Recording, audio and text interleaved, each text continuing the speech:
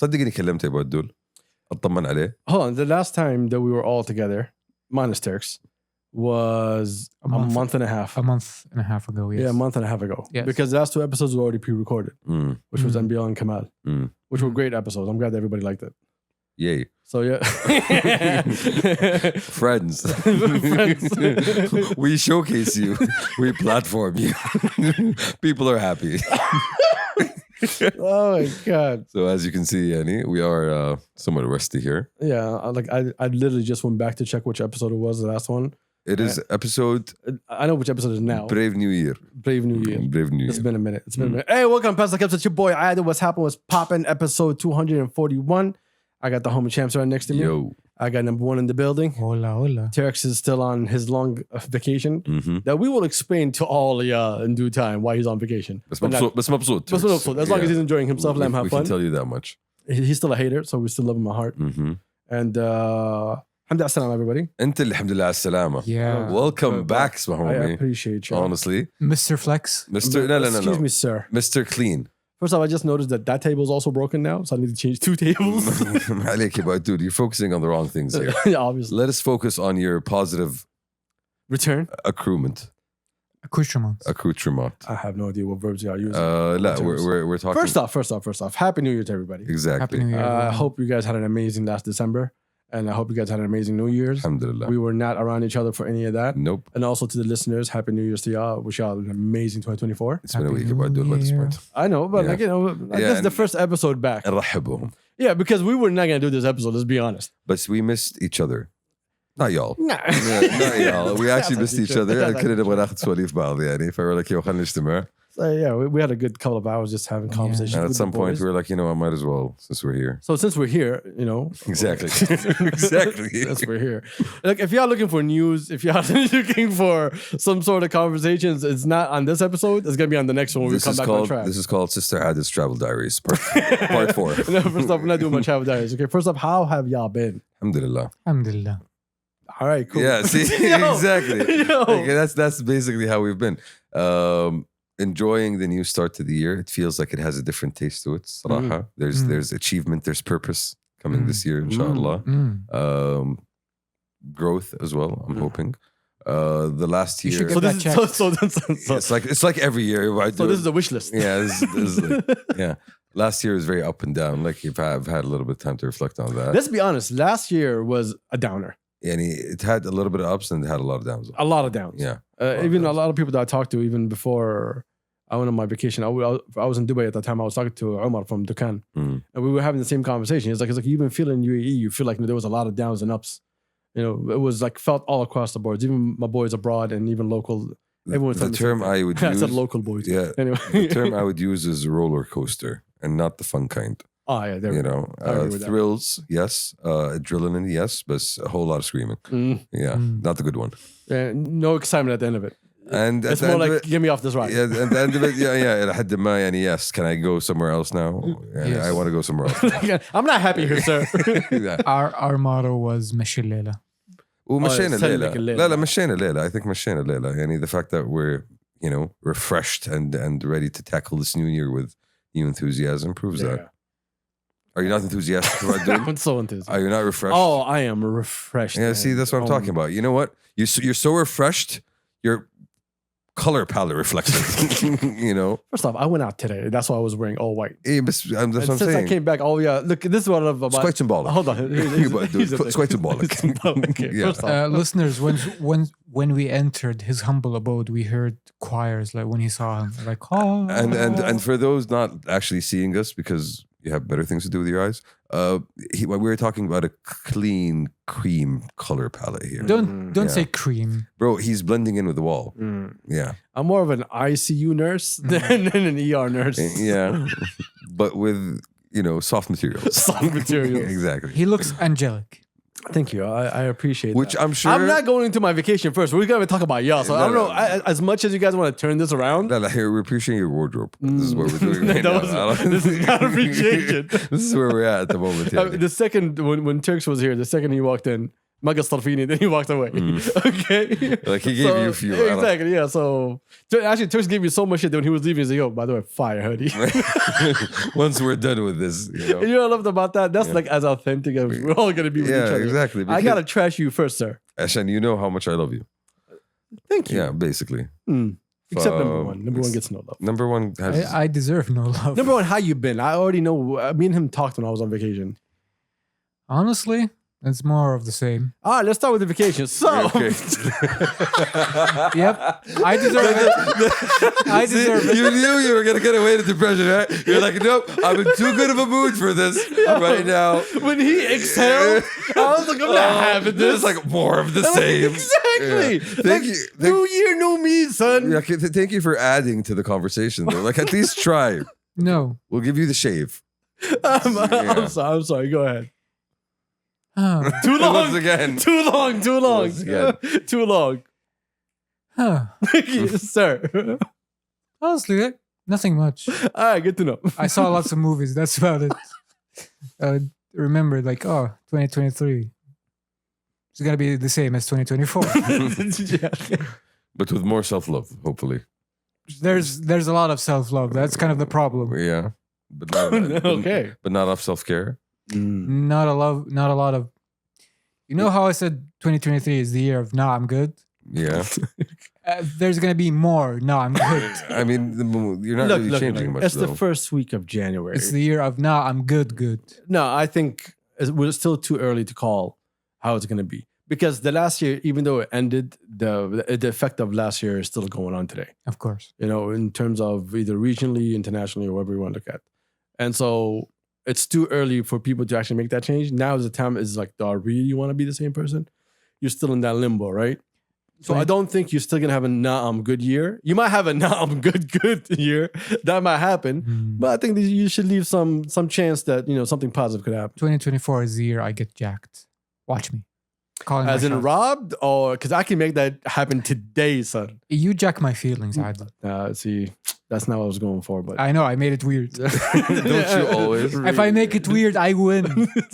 But here's the question. What was the lesson that y'all got from 2023? Like, if we're talking about that one big lesson that you want to take into 2024, what would that be? Oh, I took a vacation for that. I mean, until you took meditative capitalism retreat. Okay. Oh, I like that term. I like that term. I'm going to use it. This is what you call a wealthy. Get the button. Oh, hold on. I don't have no idea where it is anymore. It's called a wealthy shopping trip. It's in other terms. Yo, that is the name of my vacation. When you said it like that, that was spot on. See, I'm hitting all the buttons right with that. Yeah, we've been ready for this podcast for a minute. See? The boys are ready. But so I'm thinking now, like for me, the term is roller coaster, and the lesson is, I want to get off sometimes off this ride. Like, you need to get off the route you're on sometimes and appreciate something else. I think that's something. I mean, the question is, are you gonna get off? Are you gonna be jumping off? Or are you gonna throw yourself off? That's the thing that you need to figure out first. Well, jumping off would be dangerous. Yeah, getting off would be, in a safe manner would be nice. Yes. But sometimes you don't have that option, First though. off, you're not gonna die, you idiot. I'm just saying. It's metaphorical. It's a metaphorical Is it gonna roller be coaster. an extreme wanting to really extremely change the path, and then you will push yourself to even throw yourself off of the roller coaster just to make that change? Or is it, I need to adapt and try to get off this ride in a safe manner to get somewhere else? I think. Are you gonna be taking risks or not? I think honestly, it depends on your own, stomach for these kinds of things. I think the way that you make it stick is by adapting, taking the steps slowly and surely until you get there, rather than jumping in extremely and getting, dying by the shock of the cold. You get my point? Yeah. Like, if you want something to stick, I think that would depend on how bad your was. Yeah. Not you specifically, but exactly. in general. Exactly. We're talking about in terms of that level of, self-reflection and self-awareness. Okay, what did I go through and what do I want to change? Where do I not want to be? That's, I think I like that. You said that. We were talking about that just a minute ago. Like, where am I right now, and what do I bring to myself and to those around me, and where do I not want to be? What's the energy I want to surround myself with? You know what I like about that? Yeah. What the listeners do not know is that we had a conversation and I said that to you. Yeah. but we were talking about something so Completely fucking different. negative. Yeah, exactly. Right? Yeah. But they have no idea. Like, no, it's still the same point though. The same point sticks. Like, and that's one of the things that I was looking at over the past year. Like, where have I been? You know, and where am I now? And where do I still want to keep going? You were know? in the desert with a certain demographic. This was today. You know, these are people that are. That was most of your 2023. Yeah, I cherish and love. Desert Champs. Yeah. 2023. Nomad Shamsi. Dune. The sequel is coming out. You know, Shamsi was Dune. Shams. Shams Atreides. Yeah. People know how fucked up that joke was, but anyway. I don't even know, bro. I don't even know. That joke is for you. Yeah. And, I know. There's so much levels to that joke. What's that joke? so much depth. Yeah. Yeah, حفار الصحراء. But I feel like that's one of the things that I want to take forward, right? Like that's one of the lessons I want to kind of keep thinking about as I move forward. All right. Yeah, waiting for y'all's to chime in. I learned that. Yo. Okay, sorry. No, I'm not gonna say it anymore. I want to be vulnerable. God damn it! Come on. When he said I learned, Open up, son. Open up. Like, nah, he didn't learn. He didn't learn. My fifis. Yes, go ahead. Sir. Reflections. Give me your No, reflections. I learned that the valuable people in your life, you need to make sure that you keep them in your life. My bad. I cut you off by mistake. Sorry. Go on. That's a theme. That's actually With a true. certain member of this podcast, He's looking at me now. Yes. It's actually true. I learned that the people that you value in your life, you need to make an effort to keep in your life. Even if they don't value back. No. If they are valuable because they value, so you have to value them in return. Not everybody. No, but so, no, okay. Building on that, basically, what you're saying is relationships require work. You know, human connection requires really? attempt and effort. Again, the term relationship is kind of specific in this context, but it's not. People, علاقة. yes, people I value. تواصل بين شخصين. Tawasul, that's the term. Yeah. Because relationship implies a certain level of, I don't know, intimacy No, I'm with that talking- person. But if someone that you know and someone that you make the effort to see on a regular basis, you're going to grow that level of intimacy, no?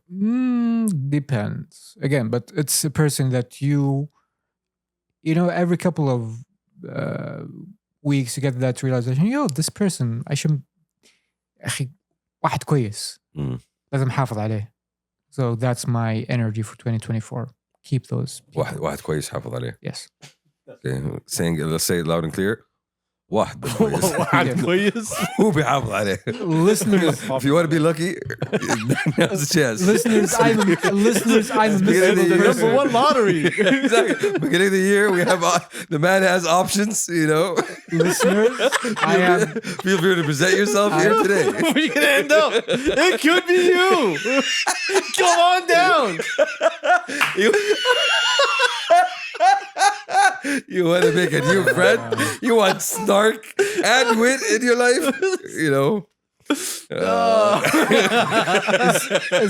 this the let's bust listener number one? No. This is us it's not. giving you a chance to make new connections. You know. Bro. I'm sorry, I haven't Yeah. laughed like this in a minute. Yeah. It's been a very positive month for me. So yeah, going back to this, I really needed this. Yeah, we're keeping it, the good times rolling about doing السعادة تستمر. Okay. Yo. Yeah. Oh See, my God. that's the thing. You got a lot of things in your cleanse, all right?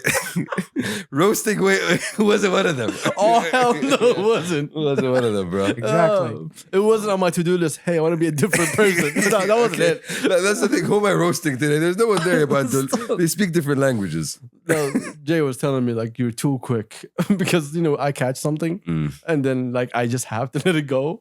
And it's nice to have people around you that like understands that that's your stupid humor. Anyway, Yeah, that's exactly. fine. Listeners, yeah, I just love the fact that you were speaking so purely, Heartfully. honestly. Heartfully. We just didn't care. It's a We did a theme. bit, Donald. We did a little bit, Donald. Listeners, I came in. But it's real. It's real. I came into this place already roasting to get it out of my system. Yeah, okay. I greeted Shamsi with my favorite word to call him. And then I got it out of my system. But apparently Mr. Adil decided to get it out of the system here. Right now, At my expense. Yani, this is the time and space to do that, right? True, it's content. This is how we prove our love for each other. Exactly. I mean, like this episode of each other's morale and morale and ego. This is the episode of the boys. This Yeah. is not come get your news episode. This is just us, getting back together after a long time of being separated and preparing ourselves for the next episodes that come out throughout the whole year. And this is the energy we want to bring for next year. Yeah, I feel like roasting. Yeah, like we're setting the tone today, right? Like we are about hate. No. I mean, we're talking about keeping relationships that are valuable. Exactly. And like that one person. No, I actually love that. Like that it matters to you who actually checks up on you. Right, it matters to you, the person that calls you every. It doesn't even have to call you. It could be a text every. And 2 to he's 3 gonna weeks. segue into him calling me and how that makes him such a great person. This guy, right? Hey, listen, number one. He caught it. He caught it before. He Listeners. caught it. ما صدق على الله. He caught جت اسمع لقبه. He's like, why are you calling me? I'm confused. So he was right. Yeah, Number one was I'm like, no, I miss you, homie. How you been? Happy New Year. Okay, he was. I don't know what you were doing. Something unimportant. Here's the thing. Somebody calls me and it's not work. Either they want money or somebody died. Immediate suspicion. See, that says a lot about the box that you live within. No, that's called the Saudiya. Okay. Maybe you should look for friends that call you for ice cream. I have those friends. They call me and they say, "Hey, oh, those are the desert friends." Yes, some of them. They like the desert, and they also like ice cream. Oh yes. Ice cream. Ice. Not ice. that. Yeah, Okay, sure. I'm just Fine. saying. Anyway, Emphasis on the cream. ice is also sometimes important. Keeps you cool. To get to the cream.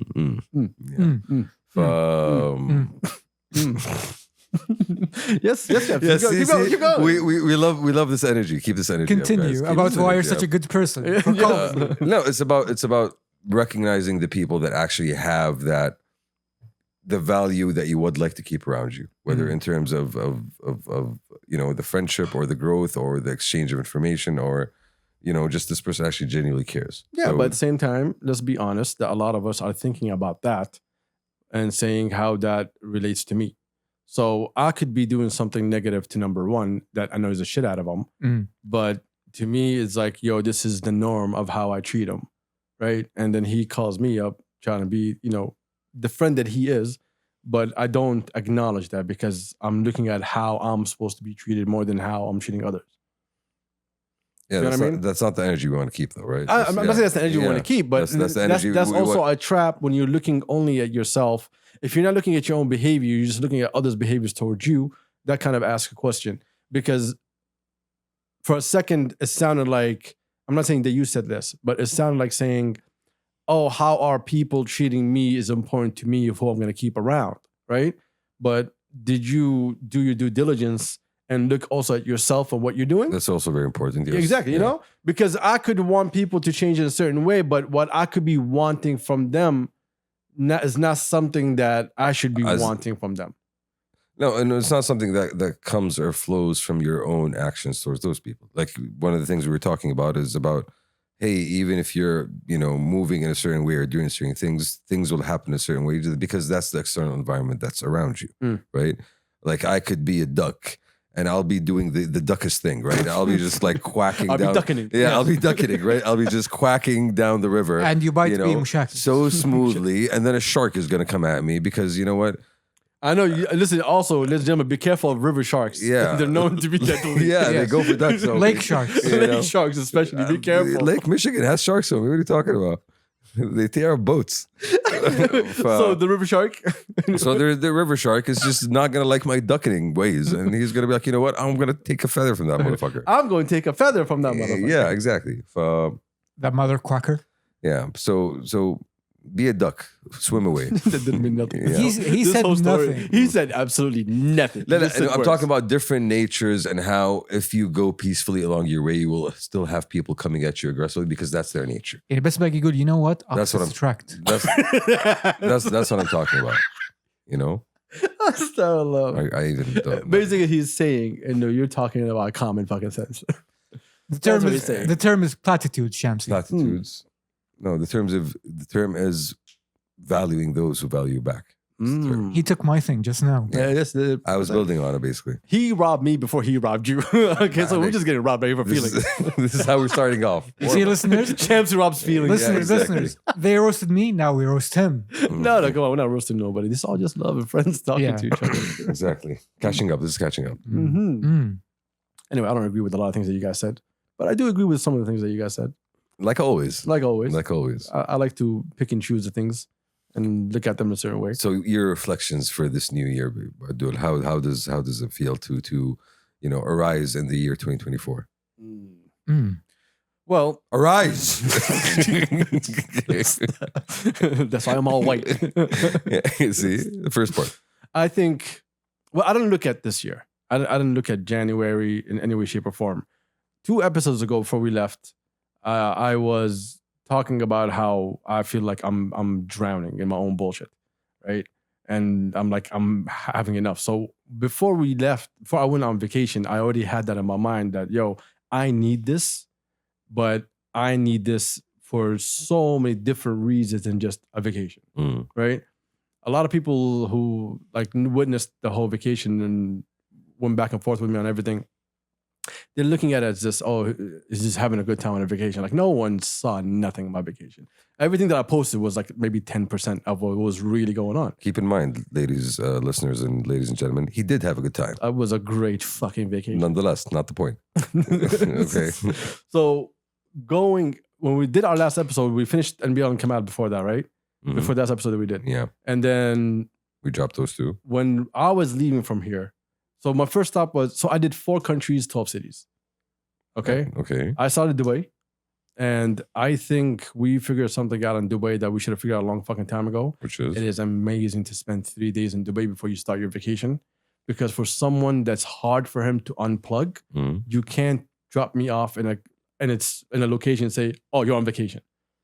I need a couple of days. Ease me into it. Exactly, to adjust my mind mentally that I need to be on vacation mode and I need to separate myself from the world. And that's one of the things. I know a lot of people that do that to decompress both ways. Like when they're traveling before they started their vacation and when they're coming back. When they're coming back is more often, common. I've never done that before. Yeah. It was always, let me get there and then I'll plug in when I plug in. Hamas. And that never really worked. I was I'll waste the first week. Yeah, a bougie life hack is bookending your vacation with Dubai. Actually, no. At the end of it, I came straight over here. For us, it's also more. Straight home. It's also for us. That's what I'm saying. You could either start off your trip with it or end it with it. And for us, it's easy, it's convenient, it's accessible. It's Dubai's next to us. Yeah, it's probably going to be on your way. Good start, nonetheless. Went Dubai. Second, I landed. Got the Rolls Royce out. It was automatic comfort mode. This is bougie mode. Here's the thing.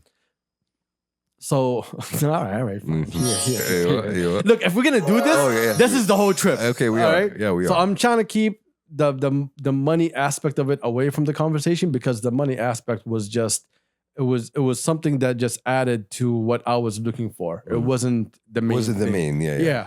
But it sure helped. I know. Fuck yeah, it helped. I mean, we said on the podcast. It was I would pay for comfort. I would pay to save myself time. So I had the option. Dubai was business and the beginning of the vacation, right? So it was multiple things to do over there. And spent a good time in Dubai. Met a lot of people that we wanted to meet over there. We saw also Amr the homie, Auntie Reem. Shout out to everybody at Dukan. Had a good couple of days to start the vacation. And I was sitting in the balcony, right? I think this was 2 days before I took off to Italy.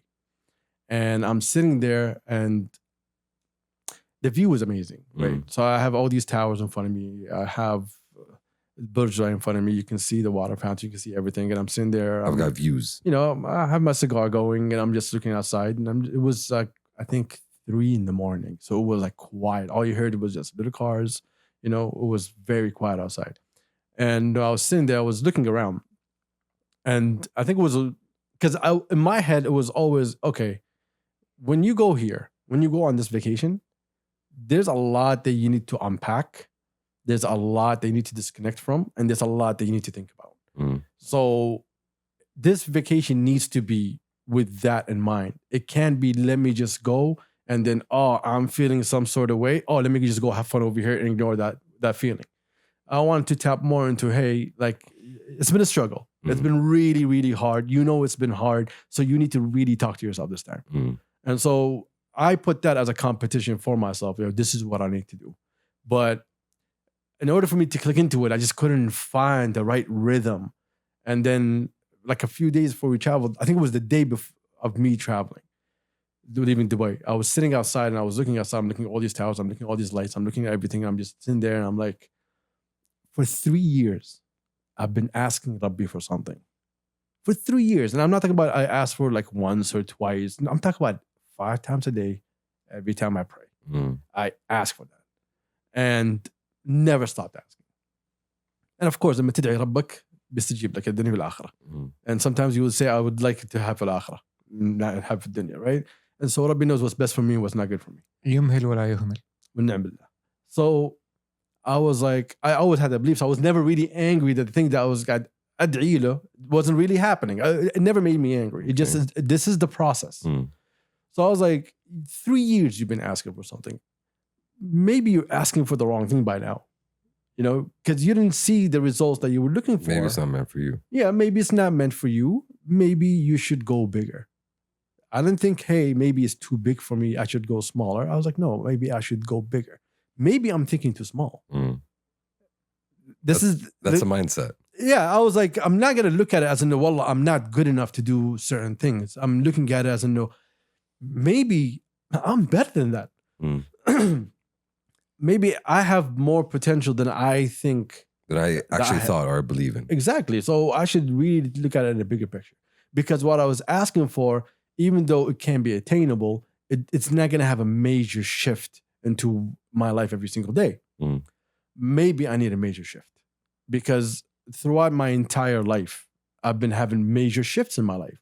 And when I look back at it, even if it was my decision or it was like my family's decision to move somewhere or whatever it was, like it was always major changes. And those major changes are just the way how I changed.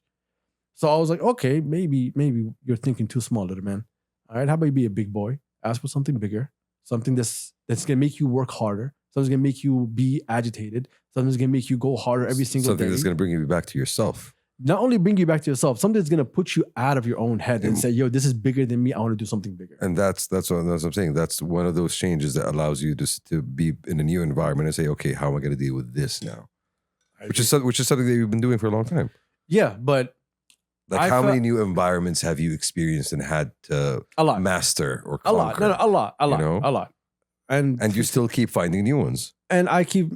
Well, yes. Why do I keep finding new ones? Because you keep looking for them. Exactly. And sometimes life puts you in those situations. Like some of those environments that you found or, conquered or mastered they weren't really an option for you. That's actually true it wasn't a choice, like, okay. It was what was needed at that time. Yeah. Like, okay, I'm here now. What do I need to do to get above where I am right now and go to the next level? Exactly. This is how you kept, building. So, and that thought came back to me again in Zurich. I'll tell you what happens in Zurich. So I was sitting there. So I started asking for something that's way bigger than me. And I started talking. I always do this from time to time where I just talk to Rabbi and just have a conversation. And I sat there and I was like, I stayed from like 3 to 5 in the morning, just outside, just having a conversation, one after another, ask questions. It was just a moment for me just to think about it. And I was like, okay, I'm about to start my vacation. So I need to start it right. I need to be in the zone for it. So from this moment, I'm not answering phone calls. I'm not replying to emails. I'm not sitting on social media. I'm going to do my best to make it work for me and find a way to separate. The disconnect is on. Yeah, but I also didn't want to be that disconnect where like, yo, I'm off the grid. No, it's your... I was like, okay, a phone, social media, that's 15 minutes in the morning and half an hour before bed. And I kept it at that. In the middle, if I'm like waiting or I'm doing something, I'll have a quick look. DMs, we're not answering nobody that doesn't deserve to be answered to at this time. Keep them on hold, ignore them. I don't give a shit. WhatsApp messages, if it's not someone that I want to talk to right now, then I'm not opening. If it's something that has to do with any work that I have, I am not opening. we're not gonna look into work mode whatsoever ever. And so I had that like the day before I took off. By the second I landed in Rome, it was vacation poppy. Hello. That's it. Vacation poppy. I landed in Rome. I was like vacation mode on. Let's son. go. The mindset has been shifted. Winter, it's cold. Oh yes, sir. This is what we're looking for. Cashmere, sir. Cashmere. Yes, sir. Layering? You want me to layer? Scarves. Let's go. Multiples. Okay. No, I landed into we are going to vacation. We are going to enjoy ourselves. Nice. We're going to go to random restaurants. As we should. We're going to enjoy ourselves. As we deserve to. Exactly. That's the thing. As we deserve. Deserve. Exactly. Keyword here.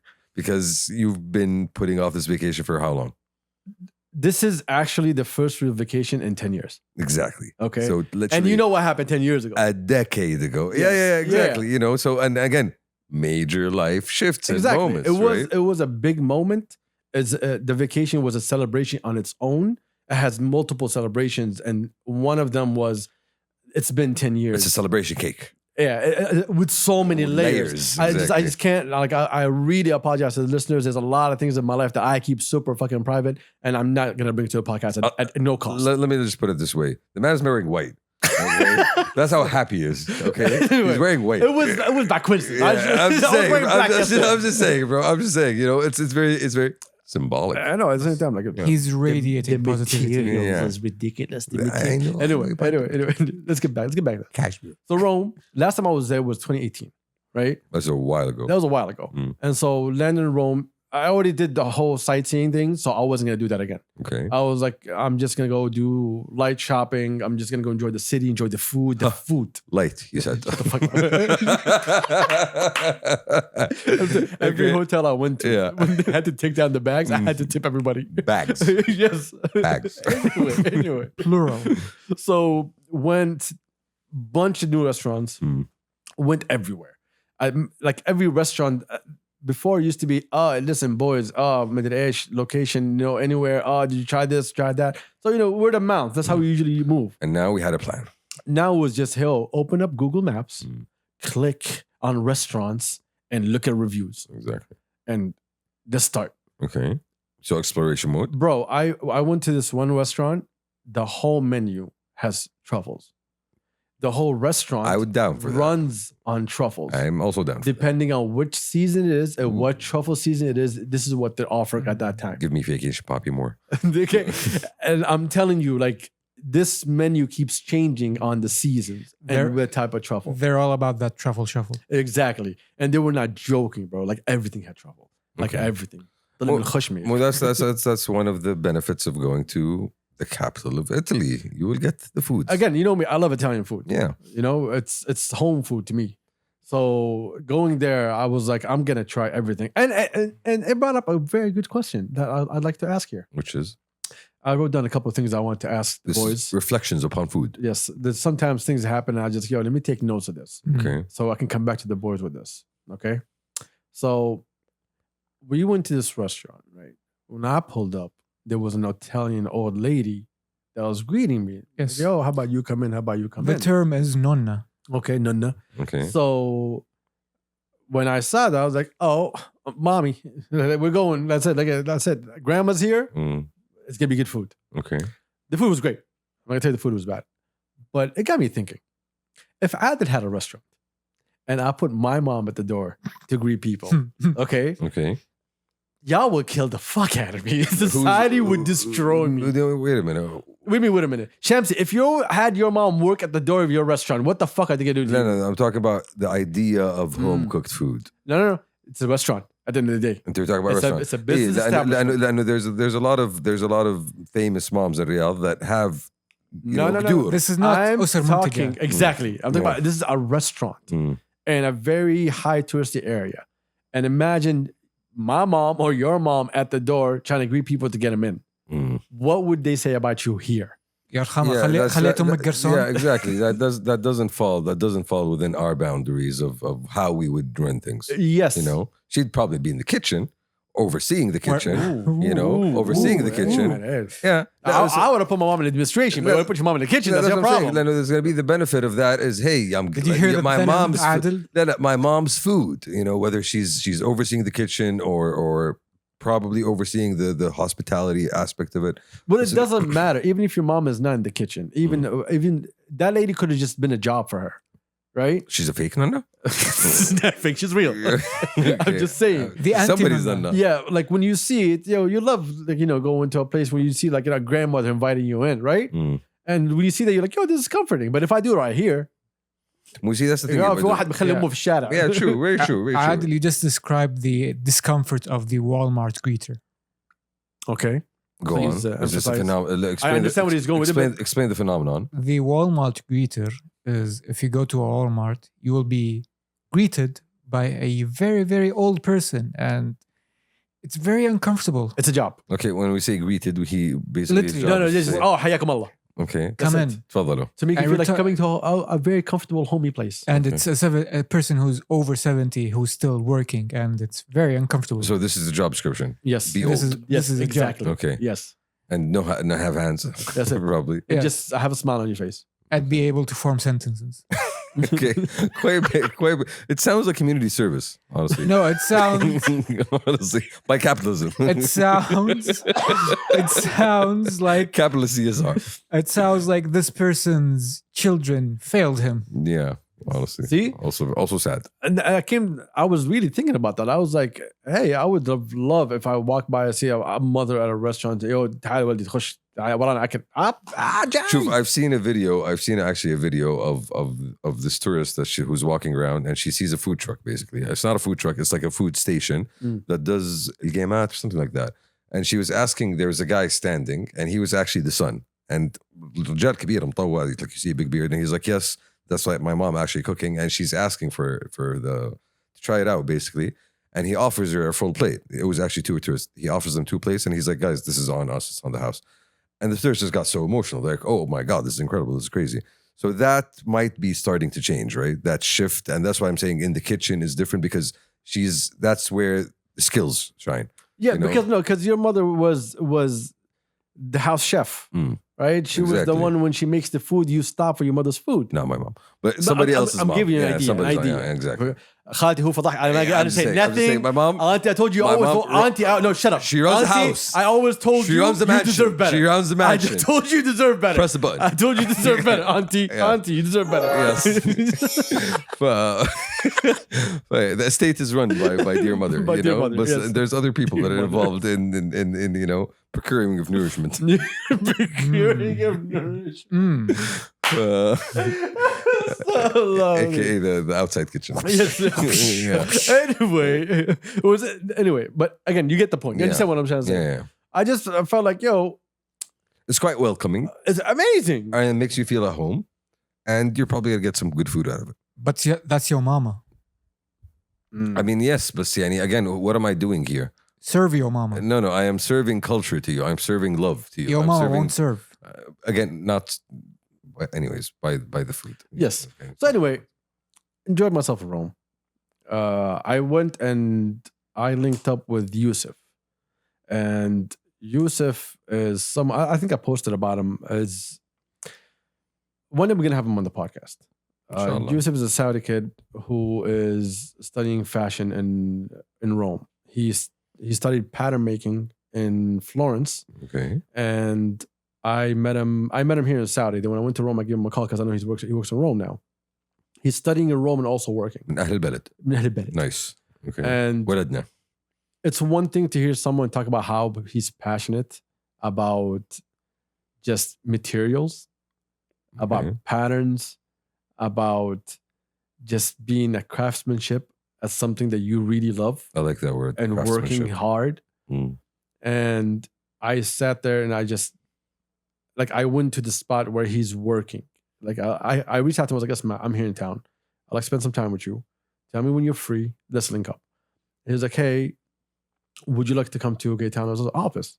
And I was like, okay. For people who do not know, Gaetano is an amazing fucking suit maker. Okay? I'm saying suit maker because I don't know how to explain to y'all. He's a fucking master at making cloth look amazing. So we go back to the word that you just used, master craftsmanship. Yes. So this guy, when it comes to tailoring, he's just different. And so I went there and I got to see Yousef in Rome tailoring under A master. Someone that knows this for the last 60 years. He's been in it. Whoa, okay. For real? Yeah. Like someone that royalty comes to him to make suits for them. And so what was beautiful about it is that I didn't see someone giving Yousef a chance. I saw someone who believed in Yousef and brought him along. Because it's one thing to go there, to go out of your comfort zone, to move somewhere, to do something extraordinary requires a lot. And he had to do it straight out of high school because it's something that he wanted to do. And when he went there, he didn't say, yo, I'm going to go there and just be that. He put in all the work to get to the level where he's recognized and his name is being talked about between designers and between fashion brands. And so to get to that level, coming from a high school in Jeddah to hearing your name being called in the middle of Rome is not easy. It's incredible, honestly. It's fucking amazing. Like we were talking about it, and like even the names that you mentioned that he is involved with, he's working with, are looking at him, yes. are on that level of, hey, this kid is special. This person is not someone who's doing this normally, honestly. I agree. And when you talk to him, you see how like passionate he is about his art. It's very rare that I would meet people that are so dedicated that they're not only killing it on their own time, they're killing it at their own work and they're killing it at school. This kid goes from 9, 10 in the morning till 2 p.m. to the Rome Fashion School. And then from 2 p.m. to like 7 p.m., he's at Gaetano making suits. And then from 7 p.m. to 2 a.m., he's working on his fashion show project that should be happening in June. That's going to be covered by Vogue, and we need to discuss that later on. And this kid has... Take a step back. His graduation project is a fashion show that's going to be covered by Vogue Italy. We're talking about a student. Yes. So this man is not even on... Exactly. Yeah. This is a student graduating. Yeah, so we're just illustrating the level of mastery that we're talking about here. It's something that I did not really... Like, when we talked, I can tell this person was passionate. And this is why I was like, if I'm in Rome, I'm going to see you. But when I went and I saw him, then I listened to Gaetano telling me how amazing this guy is. And how when he saw him, he asked him to come and work for him. I mean...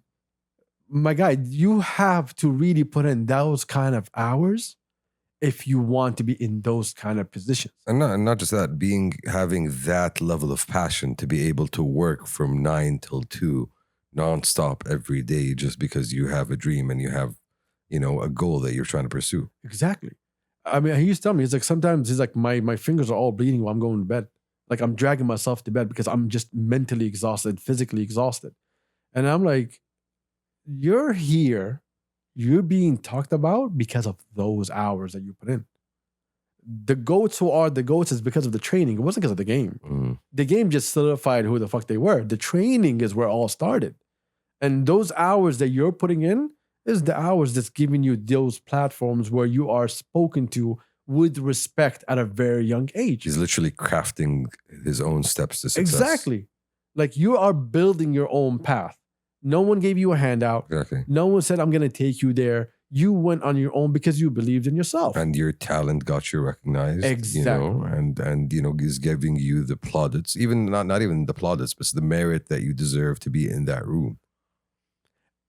It was one of the most positive things that happened to me on my vacation because, like I said, before I went, I was asking myself questions. And then I went to talk to a 22-year-old who is so fired up and so passionate and so determined to be the best. And it was like... it was eye-opening. It wasn't eye-opening. الدنيا فيها خير. You know? Diamond. There's people that a lot of people do not see, but those people are just killing it.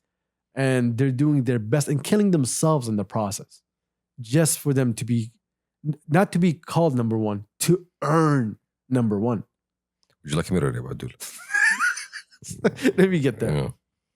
So after that, we spent a couple of days in Rome. So I was leaving Rome to Florence, right? And I saw Yousef before I left, and we were having a good conversation. And then he went his own way. His scooter got robbed. What? R.I.P. scooter. Okay, bye-bye. No, Yousef is living the fucking life, bro. This guy has a scooter in Italy. Excuse you, it's called a Vespa, sir. No, okay, It's first off, a no, Vespa. this was a scooter. It was an electric one. It wasn't a Vespa. Okay. If it was a Vespa, that would have been hilarious. I would have kicked him off. Because those ain't cheap. So when I was leaving, before I left Rome, it was last day I saw Yousef. I was back to the hotel, about to get some sleep and get ready for the next day. And my brain functions again, questions. Do not forget, you ask yourself questions. And one of the questions, because I felt like last year there was a lot of things that were taken away from me. And I didn't think it was things that should have never been taken away from me. I just think it's that I kind of allowed it for someone to take something if they wanted to take it. Yeah, one of them was your vision. Fuck off. No, that was a conscious choice. That was a conscious choice. Okay, actually. I made the dumbass Which he regretted profusely. to this day. Yes. So As fuck you you. can- as you can see. I did my best. I was like, my cursing is gonna be low on this episode. Nope. I'm gonna hold myself together. But you with your big ass head. All right? I had to. It was there. That's how you know you got to him. You mentioned the head. That was a good one, by the way. Yeah. I was like, when he was breathing, because he breathes before he speaks. Yeah. Right? I was like, what is he gonna say? Anticipation, sir. That's called anticipation. No, because I felt he's excited about something. Salivating at the thought. Okay. Anyway, so trying to get back on this horse. Recalibrate, sir. So anyway, I was like I said, like I allowed things to happen. I could have said no, but I was like, be the bigger man, or hey, some people just don't understand. Like I gave myself all the reasons. I just let it walk by me. That's it. I just didn't do nothing. I didn't participate. I did nothing. I just stayed there still. Like, this doesn't faze me. It doesn't really affect me. So fuck it. Do whatever you want. But you see, the benefit of that is what? There was no benefit of that. No. The benefit of that is you see not progress, but you see that movement, you see that change, and you're just observing. So as you're observing, you're learning, you're noticing, you're seeing. I would agree to that, but that wasn't actually it, because I knew what was going to happen. I knew I was allowing this, and I know what the repercussions were. Well, that's the thing about dude. You know in your head what an avalanche looks like, but when you see it, let me watch this. Yeah, see, when you see it, and you see, oh shit, it's an actual avalanche. Like, okay, I know, like in my head, I know what this looks like, right? But when you see it in front of you, you're like the literal majesty of this thing. Yeah, that's a beautiful word. It's literally, it's majestic. And I'm speaking about a certain thing here. I'm sure you know exactly what I'm talking about. But there's different ways of looking at it where you learn something out of it. You learn the power that comes from being still. I would agree to that. Right? I really asked myself a question. I was like, am I a lion in my jungle, or am I the lion in my jungle? Those are two different things. You can be a lion in the jungle. Being the lion? But are you the lion? I don't think you could ever be. There's always going to be another lion, right? There's always going to be another lion, but are you the lion? That's the question. Do you need to be always the lion? Well, it depends. Do you want to be the lion in your jungle, or do you want to be just another one where everyone can enter your jungle and do whatever the fuck they want to do in your jungle? No, fuck that shit. Exactly. I want a border to control my jungle. Exactly. I want to fence that shit. I want to build a wall. It's my jungle, homie. It's my jungle. It's my jungle. Have you heard the possessive noun in that? What are you talking about? And that was it. I allow people to walk into my jungle to get things. They didn't see me as the lion. They just saw me as a lion that I should figure out how to walk around. But if they knew that I was the lion, they knew that they wouldn't even need to think about how to walk around me. But that tells me something. They're kind of stupid though, right? Like if you're walking to a jungle and you see a lion, lions are smart animals, homie. If they see you taking shit, they're gonna remember. Yeah, but to some people, the risk is worth the reward. There's some nice tomatoes. Exactly. Yeah. Nice what lion eats tomatoes? No, it's a jungle, homie. There's tomatoes in the jungle. No, they're not. There's tomatoes. there's bananas in the jungle. I don't want to say bananas because I feel like that's unrelated to lions, but sure. And tomatoes are? I don't know, bro. I was going for random fruit.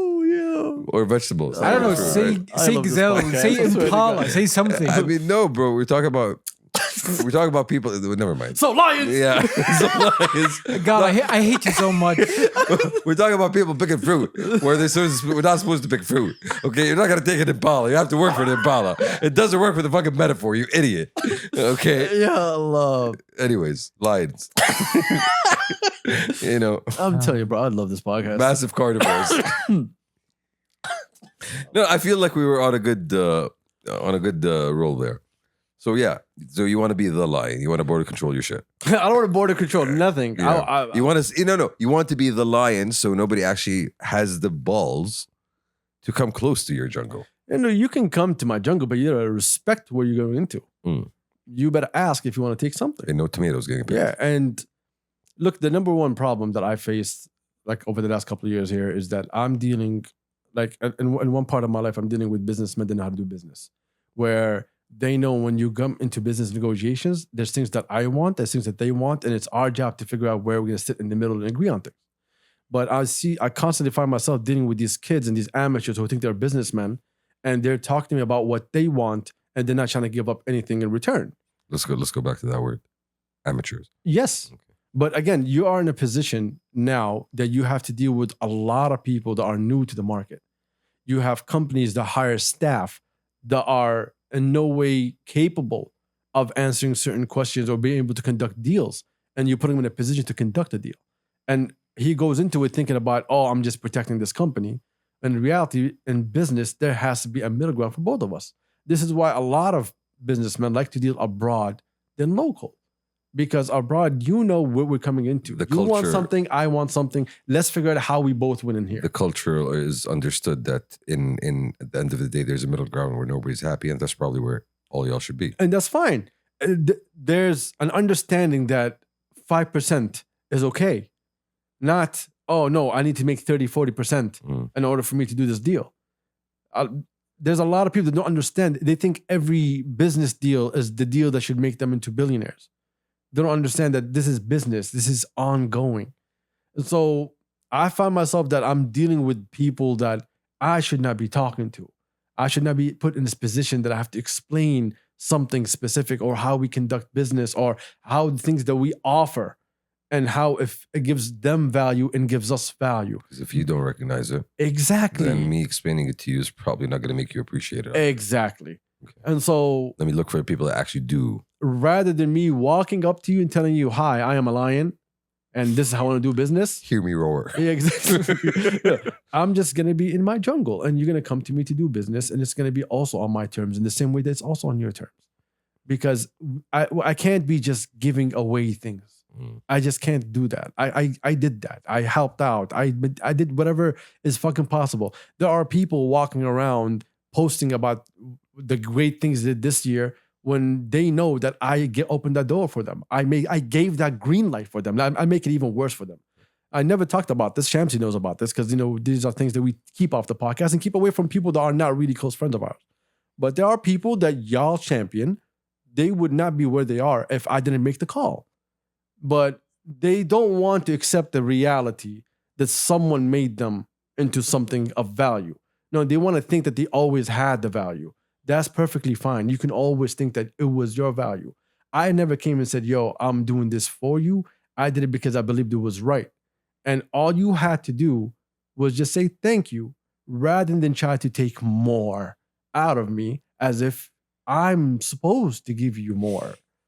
Like it's my job to give you more. Like I've been put on earth to be your fucking parental guidance and give you things whenever the fuck you ask for it because you think you asked for it. And so, am I going to be the lion in my jungle or am I a lion in my jungle? And I took that thought with me down the whole trip because at the same time, I don't want to be the guy that just takes everything, right? I don't want to expand my kingdom where I just destroy everybody around me. I want to build my kingdom to fit around the other kingdoms around because I do recognize there's also other lions, the lions in their kingdoms.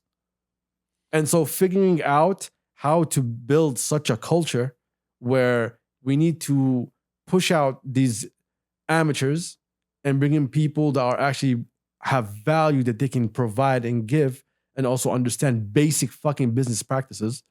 This is more important for me to go take into the new year rather than being stuck with a bunch of amateurs trying to make them into professionals. If you know what I'm... And the thing is, I'm tiptoeing around a lot of conversations. See, there's different layers to this, and what you're saying. And even if I'm gonna, and I actually like the metaphor of the lion, because, and basically, in order for you to be a lion, there needs to be an ecosystem that allows you to be able. You get my point? Yeah. There's like, what does a lion eat? He eats a gazelle. What does the gazelle eat? Like, there's an entire layer of ecosystem of codependency and interdependency that allows you to build a thriving, successful ecosystem. And the problem with, the people that don't understand how nature works is that when you play the game of, hey, it's just me, you're not giving back to the ecosystem. At the end of the day, the ecosystem is going to just, you're not contributing. You're not allowing things around you to thrive. Exactly. You're a leech. So eventually, sooner or later, you're just going to, die off by yourself alone, because you're not part of that connection that's going on.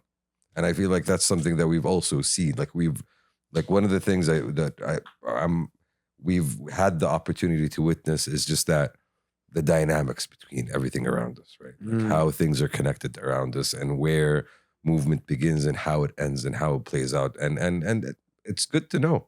Honestly, it's good to see it. It's good to be able to see it. Yeah, exactly. It's good to be able to see it because you know how it works. Exactly. Because a lot of people are walking blindly, thinking that nobody sees them also. But we sit on the edge and we just watch the whole thing unfold. Popcorn. Sweet. شوفوا هذا هو ترى موجود ما خلص.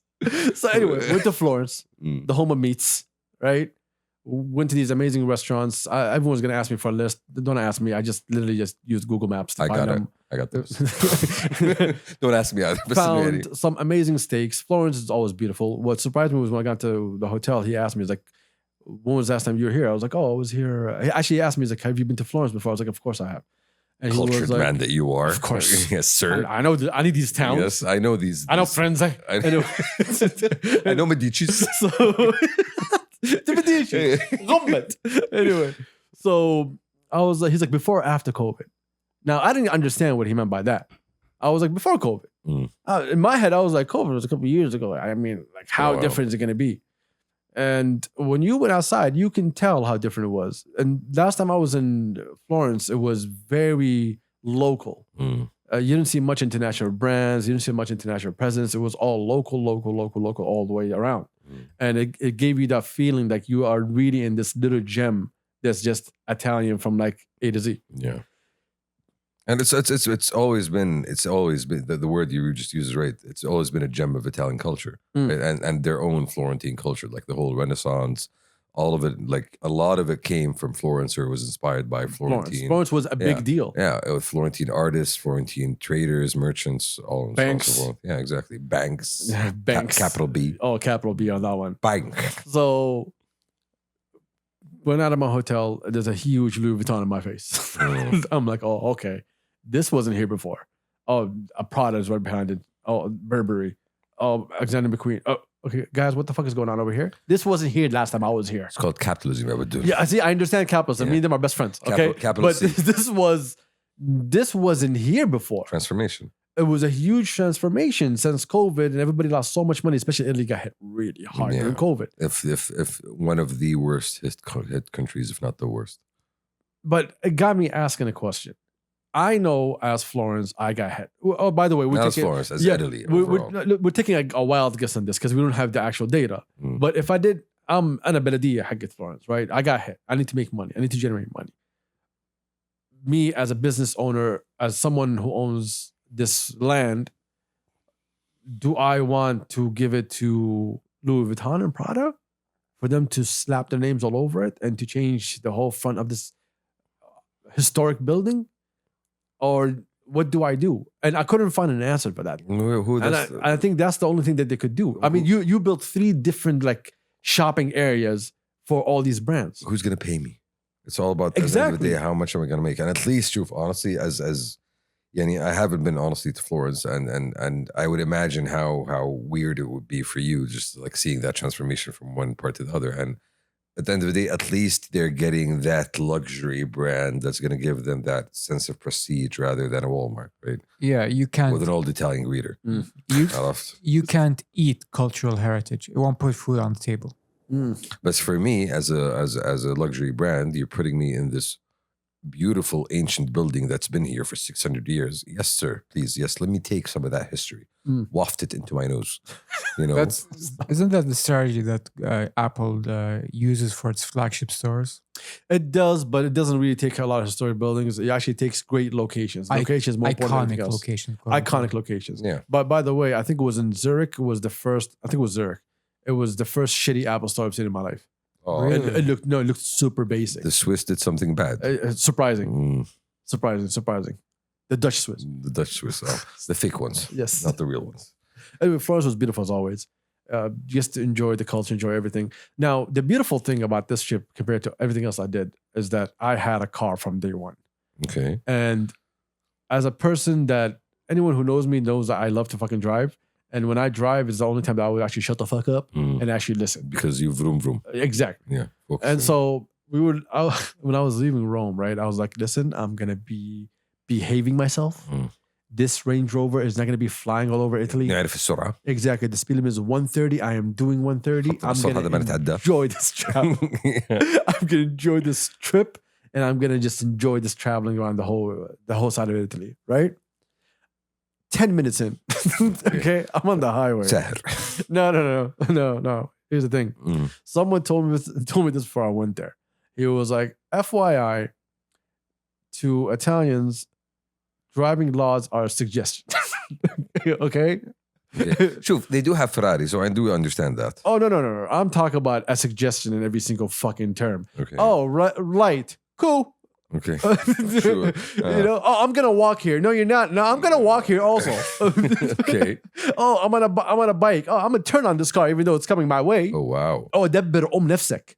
Okay, so that's... It was hectic. First off, it was a mistake to get a Range Rover because it was bigger than the whole city. Okay. Right? Every city I went to. Which city? All the cities. All of the cities. Okay.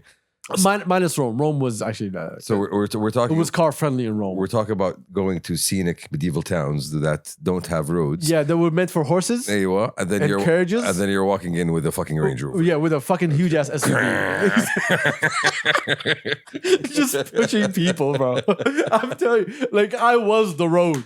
Okay. It was too much. I am the carriage. And here's the thing. When I tell you, like no one, like Saudi and most other countries in the world, they care about cars. And so they build roads for cars.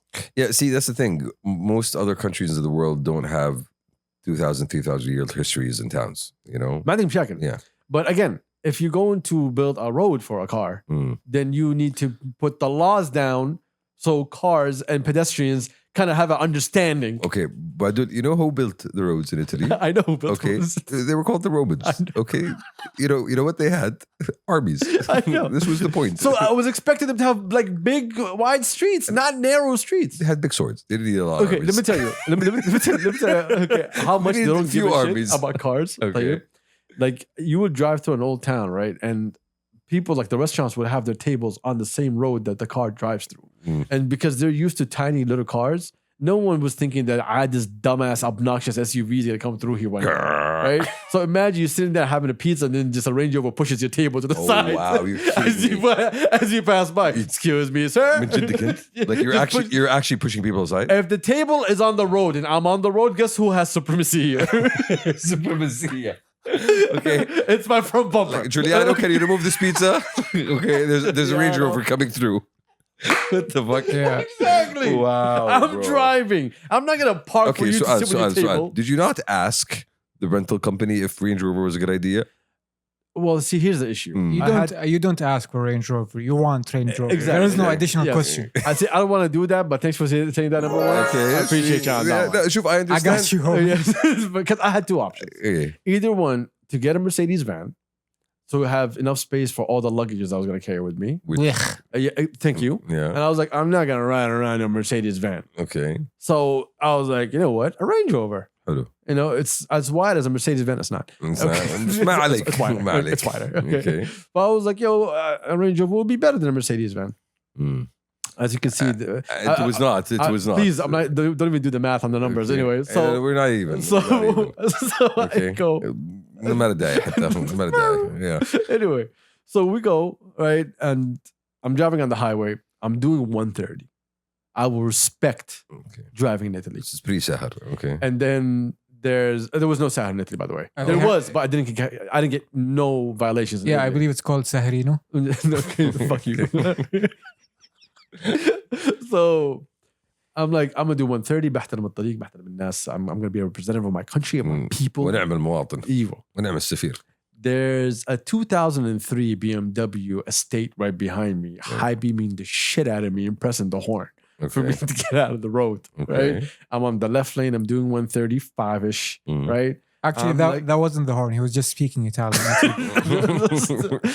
Look, I want to go back. I would love to go back, number one. Okay. So I get out the road and he just, just waves at me as he flies off. A classic gesture. This is like a 70-year-old man. And then on my left is another 70-year-old lady doing 180. And I was like, oh, that's the vibe. Wow. Okay. Oh, this is what we're doing. Oh, that is me all day. Bro, I was flying through Italy. You just gave me the suggestion, sir. Every road I was on, there was a car in front of me that I was either chasing at 180 or there was a car behind me chasing me at 180. And none of us were cops. See, that's a nice feeling. It was beautiful, bro. So you turned Italy into a diary. Thank you. That's literally it. طريق شرقية. By the way, here's another thing for people saying, oh, you're driving a lot through Italy. Let me explain to you. Every distance, Rome to Florence was like 3 hours.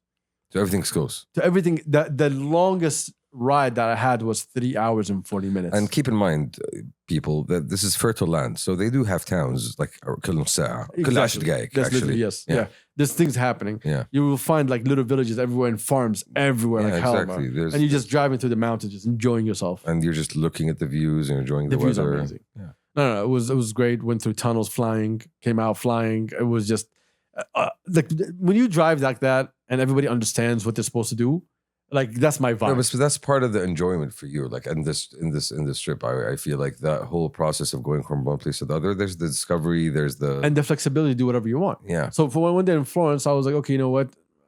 I got used to Florence. I'm about to go to Milan. Let me do something else. What's close? Oh, Pisa is close. Now I want to talk about Pisa for a second. Okay. It was a 2-hour drive. The place, not the pizza, not the food. Pisa, P-I-S-A. Yeah, حيوان. The one with the tower. The one with the tower. Okay. The leaning tower. The leaning tower. Of Pisa, idiot. not a Pisa, pizza. yeah. Okay. Okay. For non-discerning listeners. Sure. Okay. Or myself. Okay. So I went to Pisa. Now for a long time, you always, you're shown the leaning tower. You're told about Pisa, and everyone taking those pictures where they act like they're trying to push it and fix it. All the bullshit. You know what bothers me about it? What? That we're celebrating mediocrity. Okay, thank you. Something that failed. Honestly, Something that failed. This man failed so bad that his failure is recognized by everybody in the world. You did a bad job, okay? And you know what? We're gonna lionize you. It's gonna be a monument for your failure. You're gonna get a fucking fridge magnet. 30 years later, there's agents taking pictures next to it. They failed on that one. Imagine being the most celebrated failure in history. But here's the thing that I understood. First off, I do not know why they have an airport. Okay? For people who like mediocrity, about doing Let me tell you, it was the biggest setup that I've seen in my life. The airport? No. Okay. The whole town. The town had nothing. Okay. It had the tower. Well, here's the thing. I thought, I was like, okay, I'm going to go spend a full day over there. I'm going to go enjoy, the culture. I'm going to see the sights. Okay. Okay. Sight. See, I did not know that. Okay, exactly. I don't know. It was just one fucking site. But Abdul, you are a town in Italy. Yes. Okay. You want relevance. Yes. Hello. Who are you competing with? Yes. Colosseum in Rome. Okay. Louis Vuitton in Milan. Okay. The Domo. العرب in صقلية. You have to do something, right? عندنا شيء خربان. Okay. Banks in Florence. No, the meats in Florence. The meats in Florence. Like, okay, the fact that pizza was able to actually get something that is recognized outside of Italy is quite a significant achievement, I would say. I understand that. You know, but if you flew there to stay there for 2 days, you are wrong. okay, you know who would go to Pisa? You know, I think Pisa should be the capital of who? Who? Civil engineers. Okay. You know, what not to do. What not to do. Exactly, guys. This is a living reminder every day of how to do your job right. You don't want to be this guy. Or is it architecture engineers? I don't know. One of the people that do buildings. One of those. Architects. Architects. Yeah. Should be the capital of architects. You college graduates. بتوع المباني. مقاولين. But that's the thing. They did such a good job to make you think. Marketed. Oh, no. It's marketed so fucking well. Marketing, man. To think of that, oh my God, I need to go there and spend a couple of days. Bro, it was 2 hours and I was done. Bro, the fact that they called it pizza tells you something. يعني برضو, you know, Okay. What does it tell? It makes you think of food. So you're going there, you're thinking No, you're going to have great food as well, you know? It's not pizza. It's a double trick. Pizza. It's a double trick. It's not double trick. It's a double trick. You just dumbass. Look, I did words can sound similar. Look, I did something in Pisa that I found funny later on, and it could be funny. It could be something good. It could be something bad. I honestly have no idea how it turned out. What? So I went to, there's this cafe right next to the Leaning Tower, right? Okay. Like, I'm talking about like here, Pocha. Okay. So when? Just here. Okay. For people not looking, I'm in my own face. Okay. So well, I went there because it was an off season, right? So there's not a lot of tourists and stuff like that. So it was good for me. Okay. I go to the cafe, I order something to drink and to eat, and things come and like Things come. food comes. Like on my right, you just see the Leaning Tower. So I'm just looking at it and I'm just in my own thoughts. So this family comes and this whole family is deaf, right? And they sit like 2 tables down. Oh no. Oh, no, Okay. don't say anything. All right, let me finish. I can tell where this is going. And no, it's not. No, trust me, I don't think you know where this is going. But listen to this. So they're sitting there. I'm enjoying myself. They're enjoying themselves. But they're having a hard time talking. Well, not talking. Not talking. Exactly. Communicating with the Italian waitress on what they want. So it took them like a few minutes to get their order. And now I don't know where they're from. I don't speak Italian, so I really can't help. Yeah, which is weird because Italians talk with their hand all the time. And here's the thing. So I'm sitting there, I'm like, I'm done, right? I finish. I'm going to pay so I can bounce out of Pisa. Okay. With this, there's nothing but the damn tower. Okay. Right. And I get to the cashier and I was like, you know what? I'm going to pay for that family's meal and everything they had. You know, let them just enjoy themselves. So I told her, I was like, listen, I want to pay mine and I want to pay theirs, but don't tell them. If they order anything extra, you can charge them. But for whatever they have on the table, I'm going to pay for it right now. And she was like, oh, thank you. You're so kind. I was like, yeah, خلصيني. I'm not here for that. So I pay and then I leave. I'm going down the elevator. And in my head, I was like, they had a hard time ordering food. I don't know how she's going to explain to them. Imagine, that's exactly what I was thinking. Imagine how much confusion you just caused. I know. I was like, yo, was that a nice thing? Or did I just like fuck up the whole day? Well, no, you just caused a whole lot of confusion. I don't know how that conversation is going to happen. I really have no idea. والله يفعل خير. والله That's what I'm thinking. I was like, بارك الله النية صالحة. بارك الله فيك. Here's the thing, Adil. You at the very least, you gave them a memory. Of fighting with an Italian waitress. Yeah. You know, free food next to mediocrity. This is what they got. Like, oh, yo, she had a hard time. I don't know how that worked out, but I'm like, yo, let's get out of here. Let's get out of here quick. What did you get out of this? Don't believe the hype. Don't believe the hype. Don't believe the hype. Oh, do not believe honestly, the hype. if there's one thing you got but out of this. But also, it allowed me to dream that we can get people to go to areas and think it's amazing. No. I can fuck up and still get celebrated for it. That's what I'm thinking. That's your dream. Yeah, that's your dream. I can fuck up so badly, so monumentally, you know, that I get a French baguette. You know, that's what I'm thinking about. My tourist location. Yes. You know what the funny thing is? You do have one in the family. See, multiple, you might do multiple. There were stops. Anyway, so did Pisa, went back to Florence, and then went to Milan. Now, what happened was the time I got to Milan, it was the same time that there was a vacation, right? Okay. And all the students were off. So all the families in Khalij decided, you know what? Let's go do Milan. I did not know that. Okay. I landed, I got to Milan, went to the hotel, dropped off my stuff. I was like, okay, let me go downstairs and have a look. And I said this to someone, I was like, I've seen more Arabs here than in the GCC. Damn, that much? That much. Because the shopping's here, Abdul. Bro, look. It's a shopping city. Milan's trash. It's a shopping city. Milan, even for shopping, Milan is trash. Whatever Milan offers, everyone else offers it. Milan has nothing to fucking offer. I think you say you went to Milan. Yeah, Habibi, it was walking through a mall. Everybody's staring at you. It was just, you sit in a restaurant, like in a fishbowl, everyone's just looking at you from the outside. Okay, it was just Arabs staring down Arabs. Let us take a moment here and stop and say, this is, Vacation Poppy. So Vacation Poppy looked fly as a motherfucker, And that's a problem. No. Yes, no. And yes. Yes, you were stunned, homie. You deserve to stunt.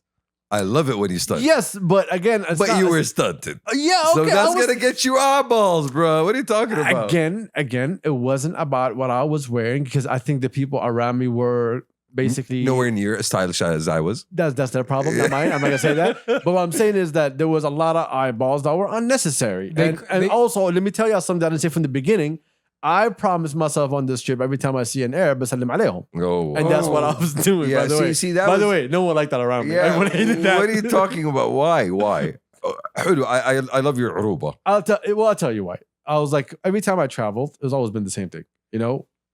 Stay away from the Arabs. Don't be around your people. Just go try to vacation and stuff like that. I was like, no, I'm gonna celebrate us when we see us.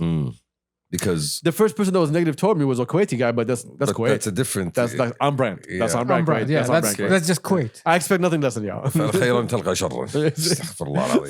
yes, I believe the term in Cheku. So, I'm gonna get to that. You know what? I don't want to tell this story about fucking tell. So I'm having breakfast in Florence, right? I'm gonna say it, right? And every day in the morning, usually you know my schedule. I sleep around like 6 a.m, right? But on this vacation, I made sure that I'm in bed early and I'm awake early for breakfast every single day. I'm now waking up at 10 to catch breakfast for 11. No. 7 a.m. we are in the breakfast place. 7 a.m. I'm awake every single day. Even if I sleep at 10, 11, 12, or 1 in the morning. 7, I'm up. I go down, having breakfast. And it's, calmness. And then all of a sudden, there's a little torpedo that comes in. Okay. And she is very loud. And her footsteps are also very loud. So in my mind, I was like, oh, she's short. Okay, that makes sense. Okay, she's just short and loud. Okay. And then I was like, I can smell perfume at 7 a.m. Oh. She must be one of us. Okay, she's one of us. But we need to make sure. And then I'm sitting there having breakfast and I'm like, I'm hoping that this person doesn't come back. This little firecracker comes back, whippersnapper, right? With just like putting things on the plate, ding, ding, ding, ding, like on the table, just smacking things on the table, right? And then all of a sudden, like her man comes. Okay, well, they're newlyweds. Okay. I'll tell you how I know they're newlyweds. So this man comes and sits down, looking so obnoxious. I was like, Kuwait. All right, we understand this. Kuwait is here. Kuwait is in the house. Lower piano shoes. We got you. Sit down. The question is, how many tons of hair gel was he wearing? A lot. And also didn't need hair gel because that hairline is not going to be safe. Non-existent. But anyway, so they sit down, right? They're at the table next to me. And this man grabs a croissant and beats the fuck out of this croissant with butter. Okay? It's not like, yo, let me put some butter. No, it's like, all the butter. Okay. And he's loud. She's loud, right? It's early in the fucking morning. People are trying to have breakfast and start the day, and they're very loud. At what point during this process do you walk up to them and say, Ahlan ya Arabi? No. Actually, that was the first person. I was like, you know what? I ain't getting involved. Because I'll tell you what, it's 2 degrees outside. Okay. It's cold as fuck. We're sitting inside. There's a door that they open up at night when they open up the doors for dinners and lunches, stuff like that, right? And so the heaters are not on outside, so the doors are closed. This motherfucker decides, you know what? I need to vape. And he just goes and opens the fucking doors and goes outside. Okay. Right? And I was like, all right, yep. All right, newlyweds. Yep. Okay, obnoxious assholes. All right, Kuwait. I'm right.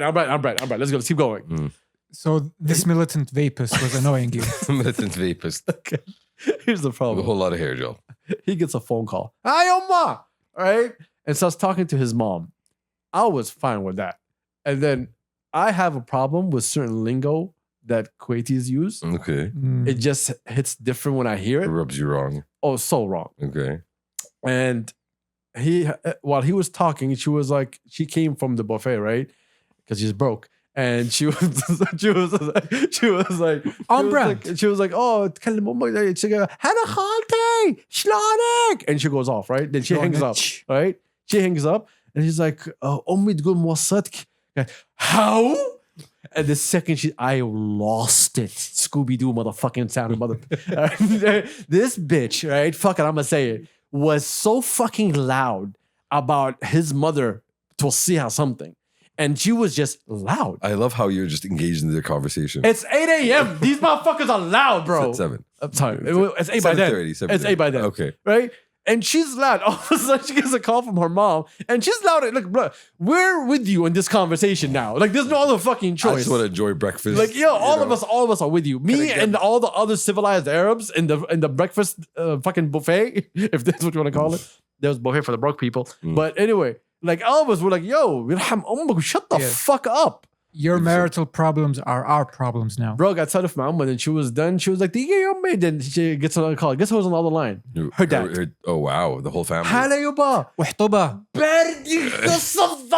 We see, like, yo, shut the fuck up. But this is one of those moments where your contributions like that would have been quite welcomed. I look, you fucked my morning up right now. Yeah. All right. I'm on my vacation mode.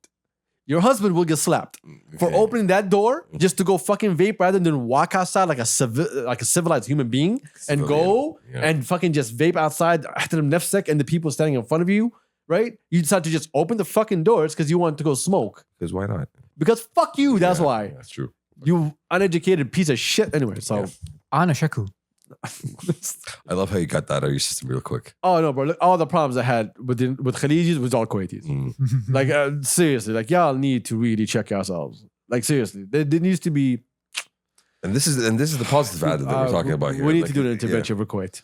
I'm done. That's it. We have to, guys. حلو هم ينتظرونك يبعدوا. With arms wide open. Yeah, exactly. With arms wide open. With arms wide open. Now we need to go save Kuwait from Kuwait. Okay, this is a problem here. Like. Change your ways when you're outside. Change your ways. Yeah, you don't bring Kuwait to Milan, bro. Did you remember the duck incident in Hyde Park years back? And the pigeon incident. The pigeon was our boy, awesome. The duck, they took a duck from Hyde Park. Well, what's there? It's free duck. What it's not free duck, you piece of shit. I'm gonna kill you. It's free duck. They cooked the duck. You're the problem.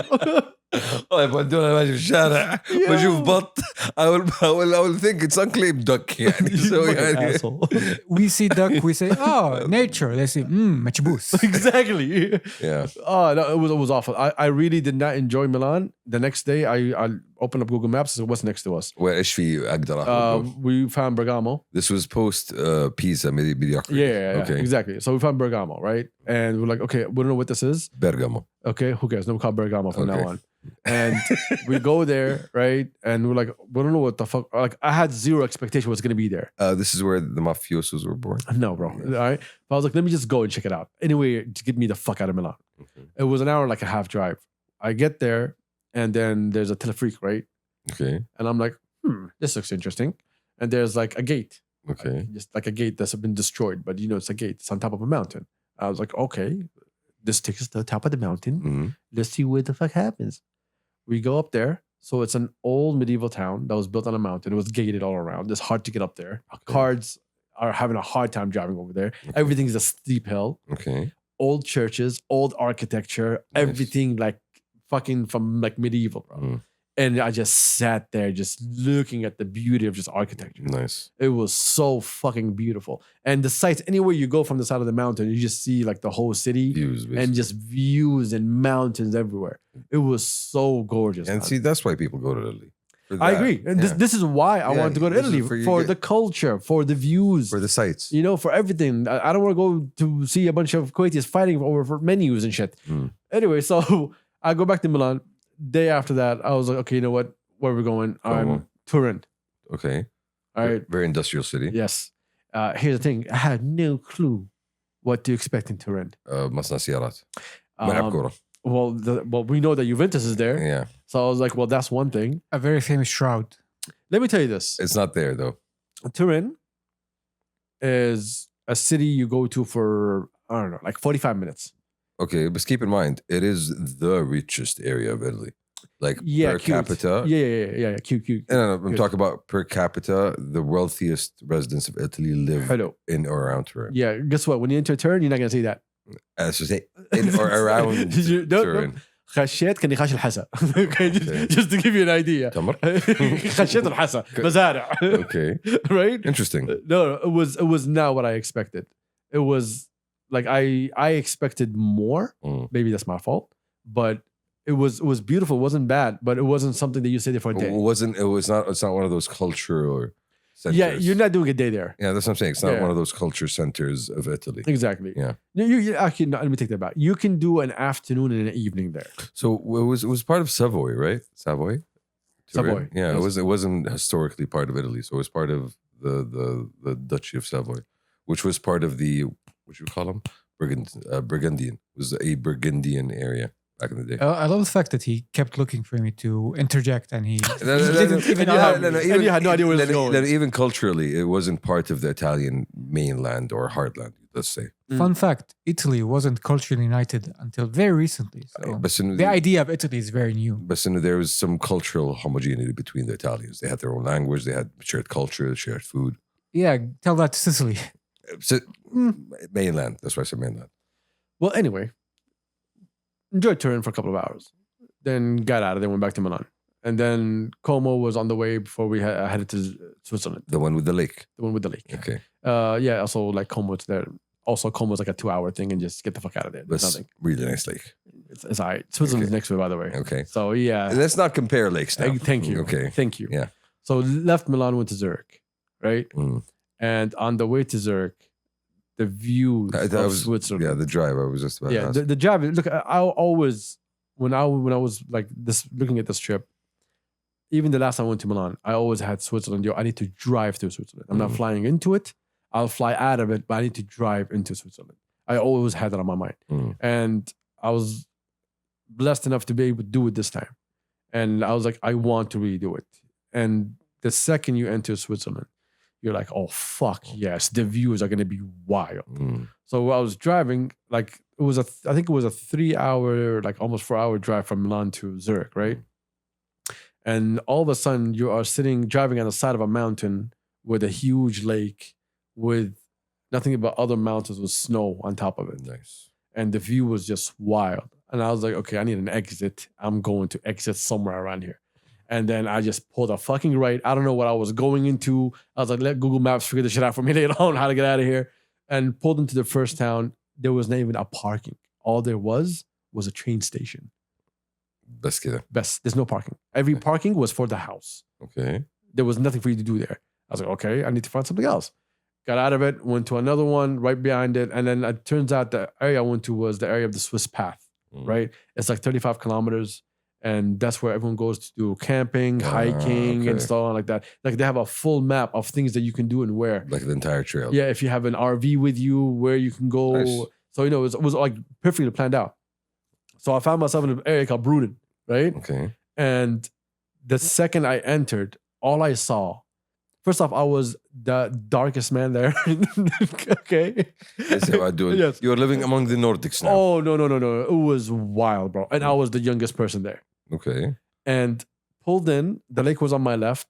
Some lady pulled out a parking lot. I just jumped into that parking lot. Again, the parking lots are very tiny. My Range Rover like pushing cars inside. Yeah. And I'm like, fuck it, we're going to park here and see this. Come down, everybody's just sitting down quiet, smoking, and just looking at the lake and the mountains. It was so beautiful. This is what old people do. Oh, yeah. Vacation. Oh, trust me, this is where I'm going to be at. Yeah. And the thing is, when I saw it, I'm like, yo, a little bit of cold hurts my back. These old people are just living here. Oh, the little I'm glad. Okay. It was so beautiful. You have now arrived to Switzerland. There was only one hotel. Okay. All right. And it was just nothing but little restaurants and the speed limit. And I fuck with you now, bro. It was 30. You're not allowed to go over 30 anywhere because there's nowhere to go actually. We see about that's what I love about this trip. Like the more I'm hearing about it, the more you're actually hitting those buttons of retreat. This sounds like a retreat. Yeah, honestly. it wasn't supposed to be. Look, this. It got me. I want to think. I want to separate, and at the same time, I want to also enjoy it. I don't want to go and say, "Yo, I want to close off and just being stuck in one area." You're appreciating your environment. Exactly. أبغى أشوف نعمة ربي في الدنيا, and at the same time, I want to experience things and move around. وانا مش قلت لك قبل شوي اول ما هذا تطهير, like literally Senses. visual. What's the counter to pollution?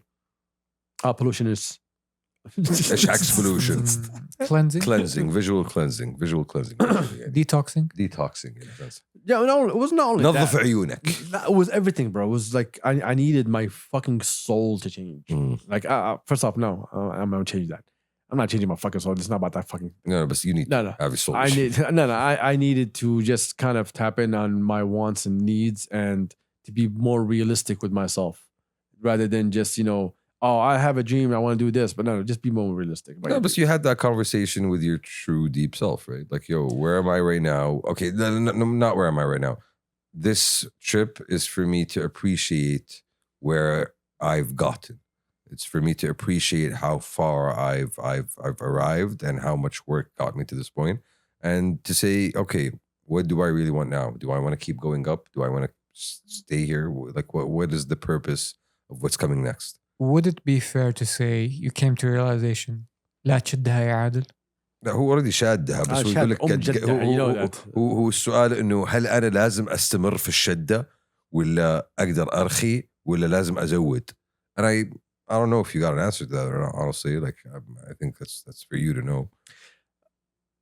We'll get to that. So driving through them, mountains, views, everything's gorgeous as hell. Got to Zurich and then came to the realization Zurich is a baby Germany, and it is boring. Oh, boring as fuck. Okay, yeah, I was just helping. Let me spill some tea. Yeah. I witnessed something in Zurich, and that kind of changed my perspective in so many ways. Okay. So I was staying at this hotel. This hotel was like an old. I'm not gonna say the name because I actually can't pronounce it, but it was an old castle that turned into a hotel. These people are so systematic that the hotel had no cameras. Okay. Like, this is how much they trust you, right? They gave me a key to the room, an actual fucking key, not a card, an actual key with a chandelier attached to it. Shit. Wow. Right? So I'm like, this feels like old money. Went to sleep, woke up in the morning, bunch of Maybachs outside. Bro, I thought you would say bats. Okay, go on. No, bats. Right? I go to have breakfast at Pavilion, right? And we go there, we sit down, we're having our breakfast, and I'm looking around, and I'm like, oh, this is not the rich, this is the 0.1%. This is the wealthy. Oh, this is the trust fund kids. This is a level of wealth that I've heard of but have not seen with my own eyes. This is not Daddy's Trust Fund. This is Papa's Chateau. Oh, exactly. exactly. Right? Okay, there's a whole other level. A lot of punchable faces. Papa's. Thank you, Galek, for that one. Okay. But there's a whole other difference to Papa's Chateau. Yeah. Oh, no. So wealthy, you can make an argument there are different species at this point. I'm talking about so wealthy, the father is 60, the son is 2. No, we're talking about people. Oh, I know that type. I know. Exactly. No. It was a different level. No, we're talking about people who don't go on hunting trips. They have hunting lodges. Exactly. Yeah. I'm related to that type. Yeah. Oh, trust me, I know that. Trust me, I know that. So I'm there, we're having breakfast, right? And I'm looking around. I'm like, yo, this is wild. Like, I've never seen so much wealth In one place. Do you know how I know it's so much wealth? Because everyone is still holding newspapers. There's a lot. Oh, my eyes. Everybody's old, bro. Everybody's old and like rich. And I sat there and I'm looking at the kids where the father would tell them a story and none of them are allowed to speak until he points a finger at them. Yeah. And then they can start replying to their father. Papa. That's called breeding. Oh, bro. Yeah. It was crazy. Yeah. And it wasn't like, people from, it was a hotel. There was a lot of Americans around me. There was a lot of British people around me. It was a mix of wealth, right? And I don't know why that hotel, Like I seriously have no idea, but then I figured out because everything is old in it, even the cabinets is still pulled. So something that these old people can understand. يشتغل يا ابو عدول صار له 200 سنه نجي هنا ولا زال يشتغل يعني we're gonna keep coming back. The hotel's like 170 years old. This is the type. I thought I was joking. I'm not joking, bro. Yeah, this is the type of person who calls his son boy. So, and I'm sitting there I'm taking it in, right? I'm like, okay, like what's really going on? Like I hear about this, I don't see this, but I'm seeing it for the first time. And I'm gonna tell you something. I was in love. Okay, I was in love with all of it. Myself I can doing be this. This feels like home. أعطوني جديدة. It feels like home. International Herald Tribune. يلا بسم الله. I think this is the message. I was supposed to come here. Okay. This is what I was supposed to be. Abdul, that's part of travel, right? You discover yourself. No, I didn't expect myself to be in that position. And what did you discover? That I want to be one of them. exactly. I don't want شفت الواحد نبغى نزود صفرين جنبها على الجهة الثانية .001 exactly مو 100 ما نبغى 100% the other side. Okay. No, like it really took me by surprise. Like the behavior is what took me by surprise. And like seriously, like there's this family that was there for 3 days that we were there, and the whole time when they're talking, like when the father is talking, the kids are just quiet, and a lot of them felt like, oh, we're coming to. Keep in mind, I was there around Christmas time, so a lot of people come and see their parents, right? So you talk about kids are coming out of boarding school. You think about the rich heading back to see their family. So the healing of generational trauma. Exactly. Okay. Exactly. No. The inflicting of further generational trauma. بس with gifts في شوية healing يعني. And like Papa got me socks. There was recognizable faces. There was a famous tennis player that I saw there with his parents. He's young. I wonder who he is. He's Swiss. No, he's not Swiss. He's actually American. Okay. Right. And I saw a guy that he's a part owner of Formula One team. That's how I know him. Okay. And yeah, I didn't expect that, bro. I did not expect that. But there was a 5-year-old that broke my heart. A 5-year-old sitting down next to his.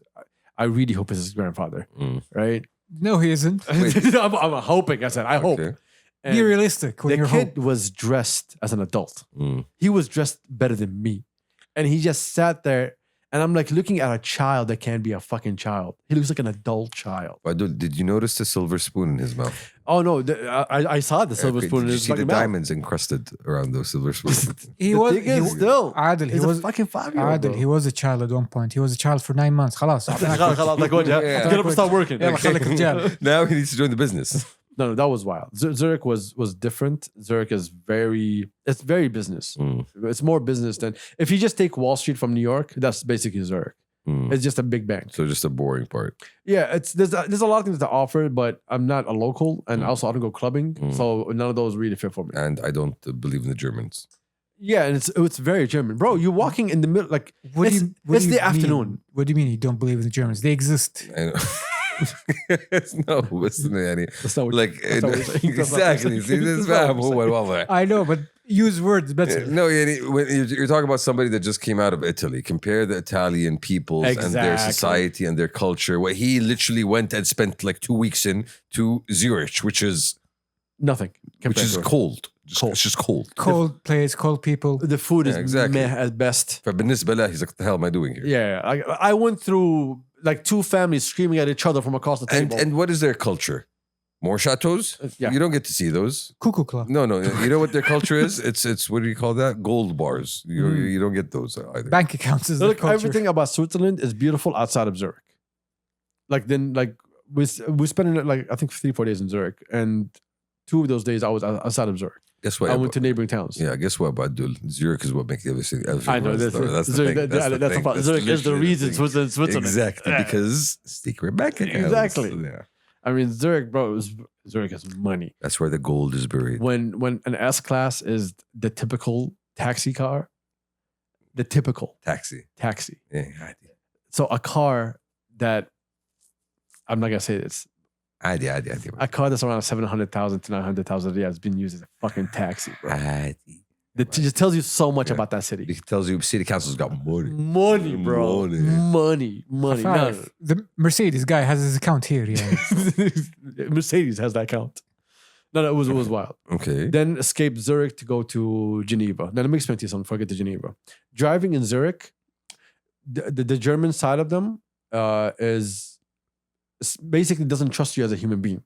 So German. Okay, Because you're not an automaton. so I'm gonna tell you the speed limit, right? So you do 120 only on the highway, and that's like a big highway. The Autobahn. And every time a turn That's in Germany. or a crest in the road that's gonna happen, the speed limit drops to 100.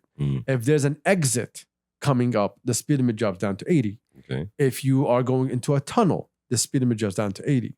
So You need to keep cruise control doesn't really exist in the language. And so you have to be paying attention the whole time. And it's draining, bro. I went, it was 120, 180, 120, 180, 120.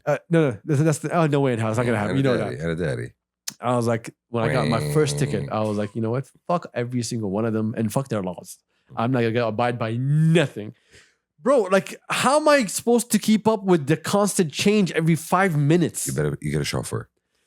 Again, I want to drive. Yeah, I'm not doing 80. It's not about you what you want. You're about doing. No, fuck them. But I did what I want. I took a long route. I went to next to a lake, beautiful lake, then just went to Geneva. Now, let me tell you something about Geneva. Geneva is the land of second wives. That's the conclusion I came to. What does that even mean? When it comes to Arabs, elaborate. Exactly. Like, give him more information. Well, before we get to second wives, let me go back to Zurich for a minute. I was having breakfast. Okay. Now, when we were having breakfast, there's a dome on top of us, right?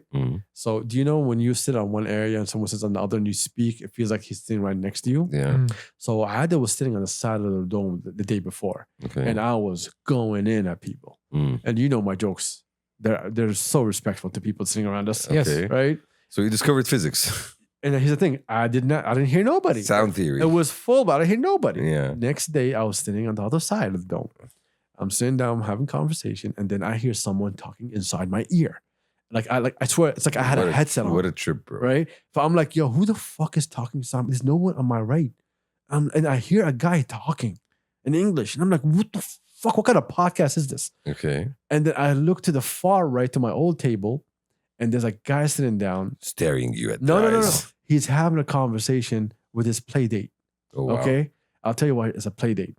Because I'm sitting down, she walks in. And when she walks in, it caught my eye because you're doing too much. Okay? You're way doing too much. You're way overdressed for this breakfast. Okay? This is a lot. And I'm Adil, but this is a lot. Bob Daniel is a lot. No, it was a lot. Yeah. It was a lot.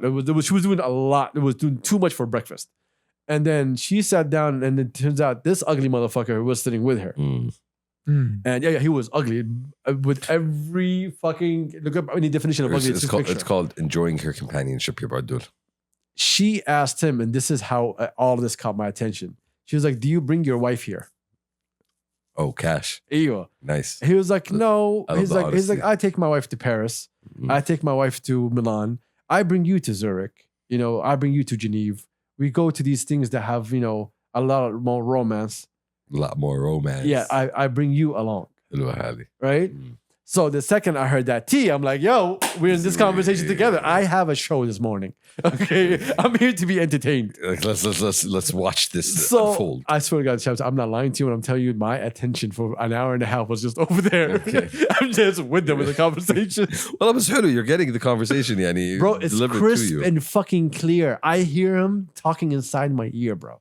And she doesn't give a living fuck about him. I feel bad for you, dog. I should have talked to you. But listen. All she did, Champsy, was look at reels and look at things she wants to buy and just show it to him.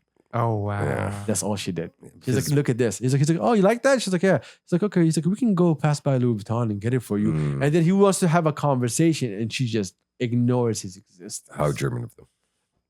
They were British. Honestly, it's that's the thing. Zurich just feels like a kind of a cold place. So for you to find a cold place, a cold both place. work. Yeah. So for you to find those kind of people there, kind of on point, on point. Wasn't planning for it. Yeah. Wasn't planning for it. Too systemized. And that's the one thing. If I don't know, I've met a bunch of Swiss people. They're very tall and blonde, but I don't associate the Swiss with being very, they're kind of emotionless, no? I would agree with that. I think you're talking about the Swedes. No, the Swiss as well. They've got height. But you need to understand, the Swiss, it depends. If you go to Geneva, Geneva's more French. So they're more lively. Zurich was more German. So Zurich and Geneva was two different worlds. It goes with the weather. I feel it goes with the so weather. Geneva, the land of second wives, is where all old Arab men who have high positions marry for the second time and take their wives and tell them it's an amazing place. Because it is an amazing place. It is at best. They have a lake.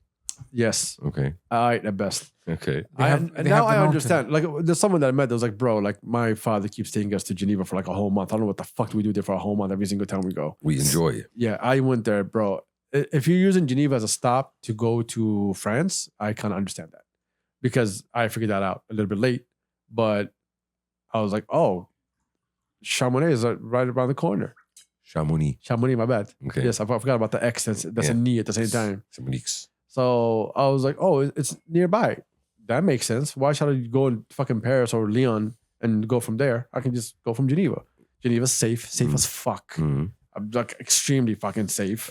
Clean as hell. Architecturally, it's more French. Interesting. Better than Zurich. The lake is beautiful. The views are beautiful. Chocolates are great. Getting to the mountains is literally an hour drive. You can find the Rolex store everywhere.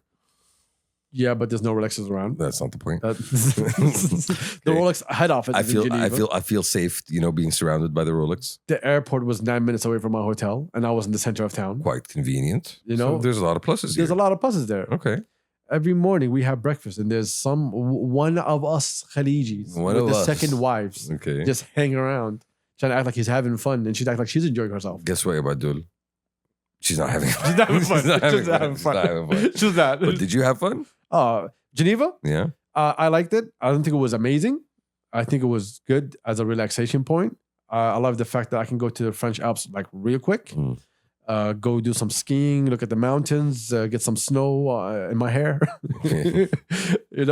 Enjoy that. And it was good to have that because keep in mind, like, Italy's a rush all the time. So for this one, it wasn't a rush. So it was beautiful to calm down before you come back to town. Yeah, it was changing. Like the last couple of days, it was me plugging back into work slowly. So it gave me that freedom where I can, I'm not very busy. I can think. ولا والصراحة يعني ما شاء الله عليكم يعني that's you guys. It's the fact that you started at Rome and ended up in Geneva and you went everywhere in between tells me that this was a trip. No, it was a great trip. Yeah. I spent a lot of good times with myself. I know there's people who are super angry with me for not answering my phone call, but I don't care, to be honest. I'm not going to lie here. It's called self-care, bro. Yeah, no, I needed this trip. I learned a lot about myself in this trip. I knew that I needed to look at things in a different way in this trip. I mean, every time I go on vacations, it's the time where I always tell myself when I come back, I need to be on a different mode. And for this year, I wanted to be less of Adil in the public eye. The last couple of years, I was too much in people's faces. Well, I wasn't too much. I don't think I was enough in people's faces. I just feel like I was out there more. And I need to take a step back. And I'm doing that even in my other businesses where I'm not going to be the person that y'all going to have to talk to get things done. There's going to be other people in between now. I need to take a step back. I need to focus on things that are way bigger than me now. And I don't want a distraction. I don't want the bullshit. I don't want any of that. I want to look at things in a different way, in a more positive way, accept the ni'mah that has been blessed upon me and that I had nothing but to do but work for. Rabbi gal ahdik. So I need to put things in the right place. I need to look at things in the right way. And I need to look at me and everything that I do rather than look at what am I doing, There has to be more of me involved. Where am I happy in doing this? Am I accepting doing this? Because if I'm not looking at not only me, I need to look at everybody else around me. How much of me is available for everybody else? And if there's not enough in some places, I need to fill that up some more. If there's too much in some places, I need to pick that down. That's a constant, though. You're always going to be looking at that and trying to measure it properly and calibrate it in the right way. Yeah, but there's always room for improvement. Yeah, there's always room for improvement, and knowing that is fine. It's good. That you always know they can be better at something. And sometimes you'll forget about things and, do some things wrong. But I really wanted to make sure that going into 2024, that my mental state, and I'm not talking about, am I enjoying myself? No. Like, am I on that mode that I really always love being on, where I'm doing things, I'm making things happen. And if it's... Am I juicing? Yeah. Don't say that again, please. Are my creative juices coming out? Yeah, I want to do more. I just don't want it to be known as me anymore. I want things to speak on its own for itself rather than, because I always hate attaching my name to things. I always attaching my face to things, but I had to fucking do that shit because of this damn podcast. But now, with the things that are rolling out, coming up, and things that I've been planning for the last couple of weeks, and the things that I'm still thinking and looking into and reshuffling around, I'm going to make certain different moves in different ways because there's a lot of things I need to do for myself and do for others and something do for the community itself. And so what I want to say, like before we get out of here, is that we've been living between a lot of liars, and we've been living between a lot of people who are fake to themselves and fake to us and fake to everybody else around. And we knew that. I'm not going to say that we were blind to it. No, we knew that. We understood that. We understood that this was the game. And that's what it was. And I just want to say to those people that whatever relationship that you thought that you had with me, I need you to really look into that again and reevaluate it, because I reevaluated a lot of friendships and I pushed a lot of people out of my way. Because if you find yourself that you're away from me or that I'm not attached to you anymore and you feel like that I did it on purpose, the answer is yes, I did it on purpose. This is post-reflection. Yeah, this is me being honest with you that you did a lousy job trying to be my friend. You did a lousy job trying to say that we're together in certain things. Full circle. We're going back to what he's exactly. Yeah. So he's a loser. No, that's number one relevance. We're giving you points. So anyway, people are doing a lousy job of being his friend. I'm a good friend. I'm the goodest friend. I am the goodest friend. No, but for real, like, listen to what I say. No, because like I don't want the thoughts of the last couple of years to go with me. You don't want that, you just want to. Yeah, no, it's okay. Allah yufikkum. All of you are amazing on your own, and you're amazing. You don't need to be my friend. you just don't have to. Trust me, life will go on. You'll be well. Okay, you're doing fine, sweet. You're doing good for yourself. You're doing fine, sweet. Dance for the camera. Yeah. Anyway, so what's the name? Like, I just wanted to be very clear that it's not out of anger or hate or anything. I just don't see value in a lot of people that I thought they had value, or I gave them value in my own head. It's not just value. There's other words. I know, but I'm trying to choose my words carefully because I'm not trying to be negative. No, I'm trying to say it in the nicest way possible. But so no, I can think of multiple other words that fit what you're trying to say other than value, right? It's sometimes about realizing that, hey, like we are really on different paths. You really are trying to go somewhere, and I have no interest. And that's fine. Yeah. And I have zero interest whatsoever, absolutely. Like we crossed at some point paths, and that's good, I'm hoping we both learn, but you can just keep on going, Look, the two things that I kept looking into when I was there was, one, a lot of people around us hate competition. They don't want to play the long run. They want quick answers. They want quick responses, quick ROI as fast as possible, and everything that they do. Even if it's I'm getting to know you as a friend, what am I getting out of this friendship real quick? So there was a lot of people that I looked at. I'm like, okay, these people don't want to compete, but they're still there, just being themselves, not moving the needle in any way, shape, or form. And we sit here and we say, oh, praise, oh, clap, oh, madresh, oh, madresh. So no, we need to kind of clean that up again. Like we talked about this when we first came here with the podcast, and now we need to talk about it full circle again, because something's always gonna keep on going. Know who your friends are, know who your circle is, know who you want to be friends with, because a lot of you are just lying to each other, trying to get yourself fake love, because in case this person blows up, I want to be next to him. Or if this person does something good, I want to be seen that I know him. There's a lot of fakery in your blood, and that's perfectly fine if this is who you want to be. But do not be angry at Adam when he tells you that you're being fake. Because a lot of you are being fake. And we saw that every time major events start happening. We see you with certain people doing certain things, and throughout the whole year, all y'all don't exist. True. If there's one thing I think we should get out of this whole thing is that when you move with an intention, good things happen. When you move with pure intentions, even better things happen. So I think that's one of the lessons that we have picked up, at least for me. That's one of the things that I picked up, that you see the difference between those who do and those who don't.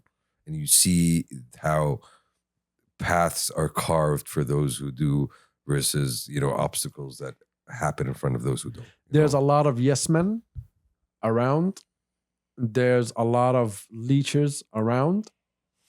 There's a lot of people basically eating other people's bullshit. So to make them feel like those people are great, we have a lot of that. And those people are cancer to us. And if we don't find a way to figure this out where we push these people out, then we're going to keep having the same problems over and over again. Fuck the hype. Yeah, exactly. Fuck the hype. Just keep moving. If you had hype 3 years ago and you did nothing, fuck off. That's you, bro. That's what you want to do. But do not ask of things from me to give you when you haven't done jack shit for nobody but yourself. Yeah, the term is, it's not about what you've done, it's what's about what you've done recently. That's exactly it. And what are we doing next? I'm watching a 22-year-old kid put in 18 hours to be the best at his craft. That man never came out once and says, yo, look at me, I'm the best. No, that man wanted you to recognize that he is the best by his effort that he's putting in. And a lot of people are just half-assing it and want that recognition to feel like they're the best. You're nobody. And I need a lot of people to actually hear that. You're really not important. Just accept that. You're not important. We're not important. It's okay not to be fucking important. Yeah, let's say it again. We're not important. We're not important. I'm definitely not. And you know what? Everyone gives me shit for that. We're completely fine with that. We're completely fine exactly. with that. I put that in my bio on Instagram. Everyone asks me about that. I'm like, yeah, I am not important, bro. And that's important. And that's important. And there's a reason we move the way we move. There's a reason there's a guy sitting behind the camera, right? There's a reason that there's a man, you know. Dressed as Sister Adid. You know. We don't play by rules. Exactly. We don't have to play by your rules. We don't have to do what you guys want us to fucking do. No, we're here to serve and to help and to move things forward. And someone needs to hold people accountable. Now, I have a lot of tea on people that I kept off the podcast. And I'm still going to keep it off the podcast. Of course. Yeah, I don't want to bring that bullshit here. I don't want this to be the place. Saying the space for that. Yeah, it's not space for us to say, oh, did y'all hear? No, we don't give a fuck, right? If they're not important, we just weed them out. We don't discuss them. We have better things to we just talk move on about, honestly. But December is the month of fakeness. That's why I was so happy not to be here. I saw everybody's fake posts and fake love to each other. It was beautiful to see.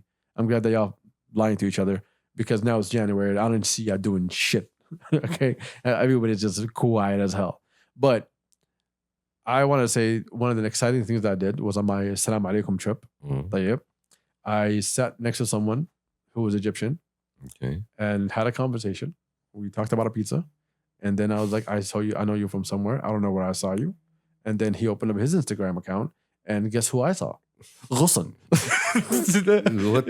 I saw him at Ghusl's house. He's a DJ. Okay. Him and his brother are both DJs. Of course he did. Right? Of course he was. Exactly. So when I saw that, I was like, I've seen you so I was not sure where.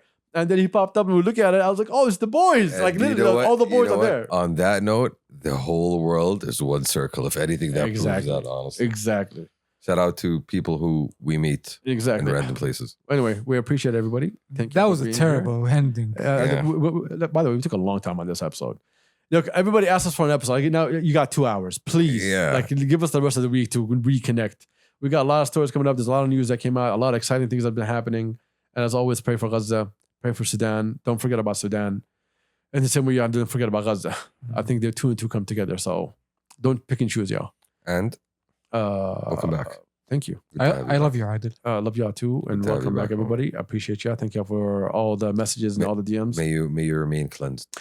And now these guys have work and I got nothing. Yep. We out. We out. Peace. Peace.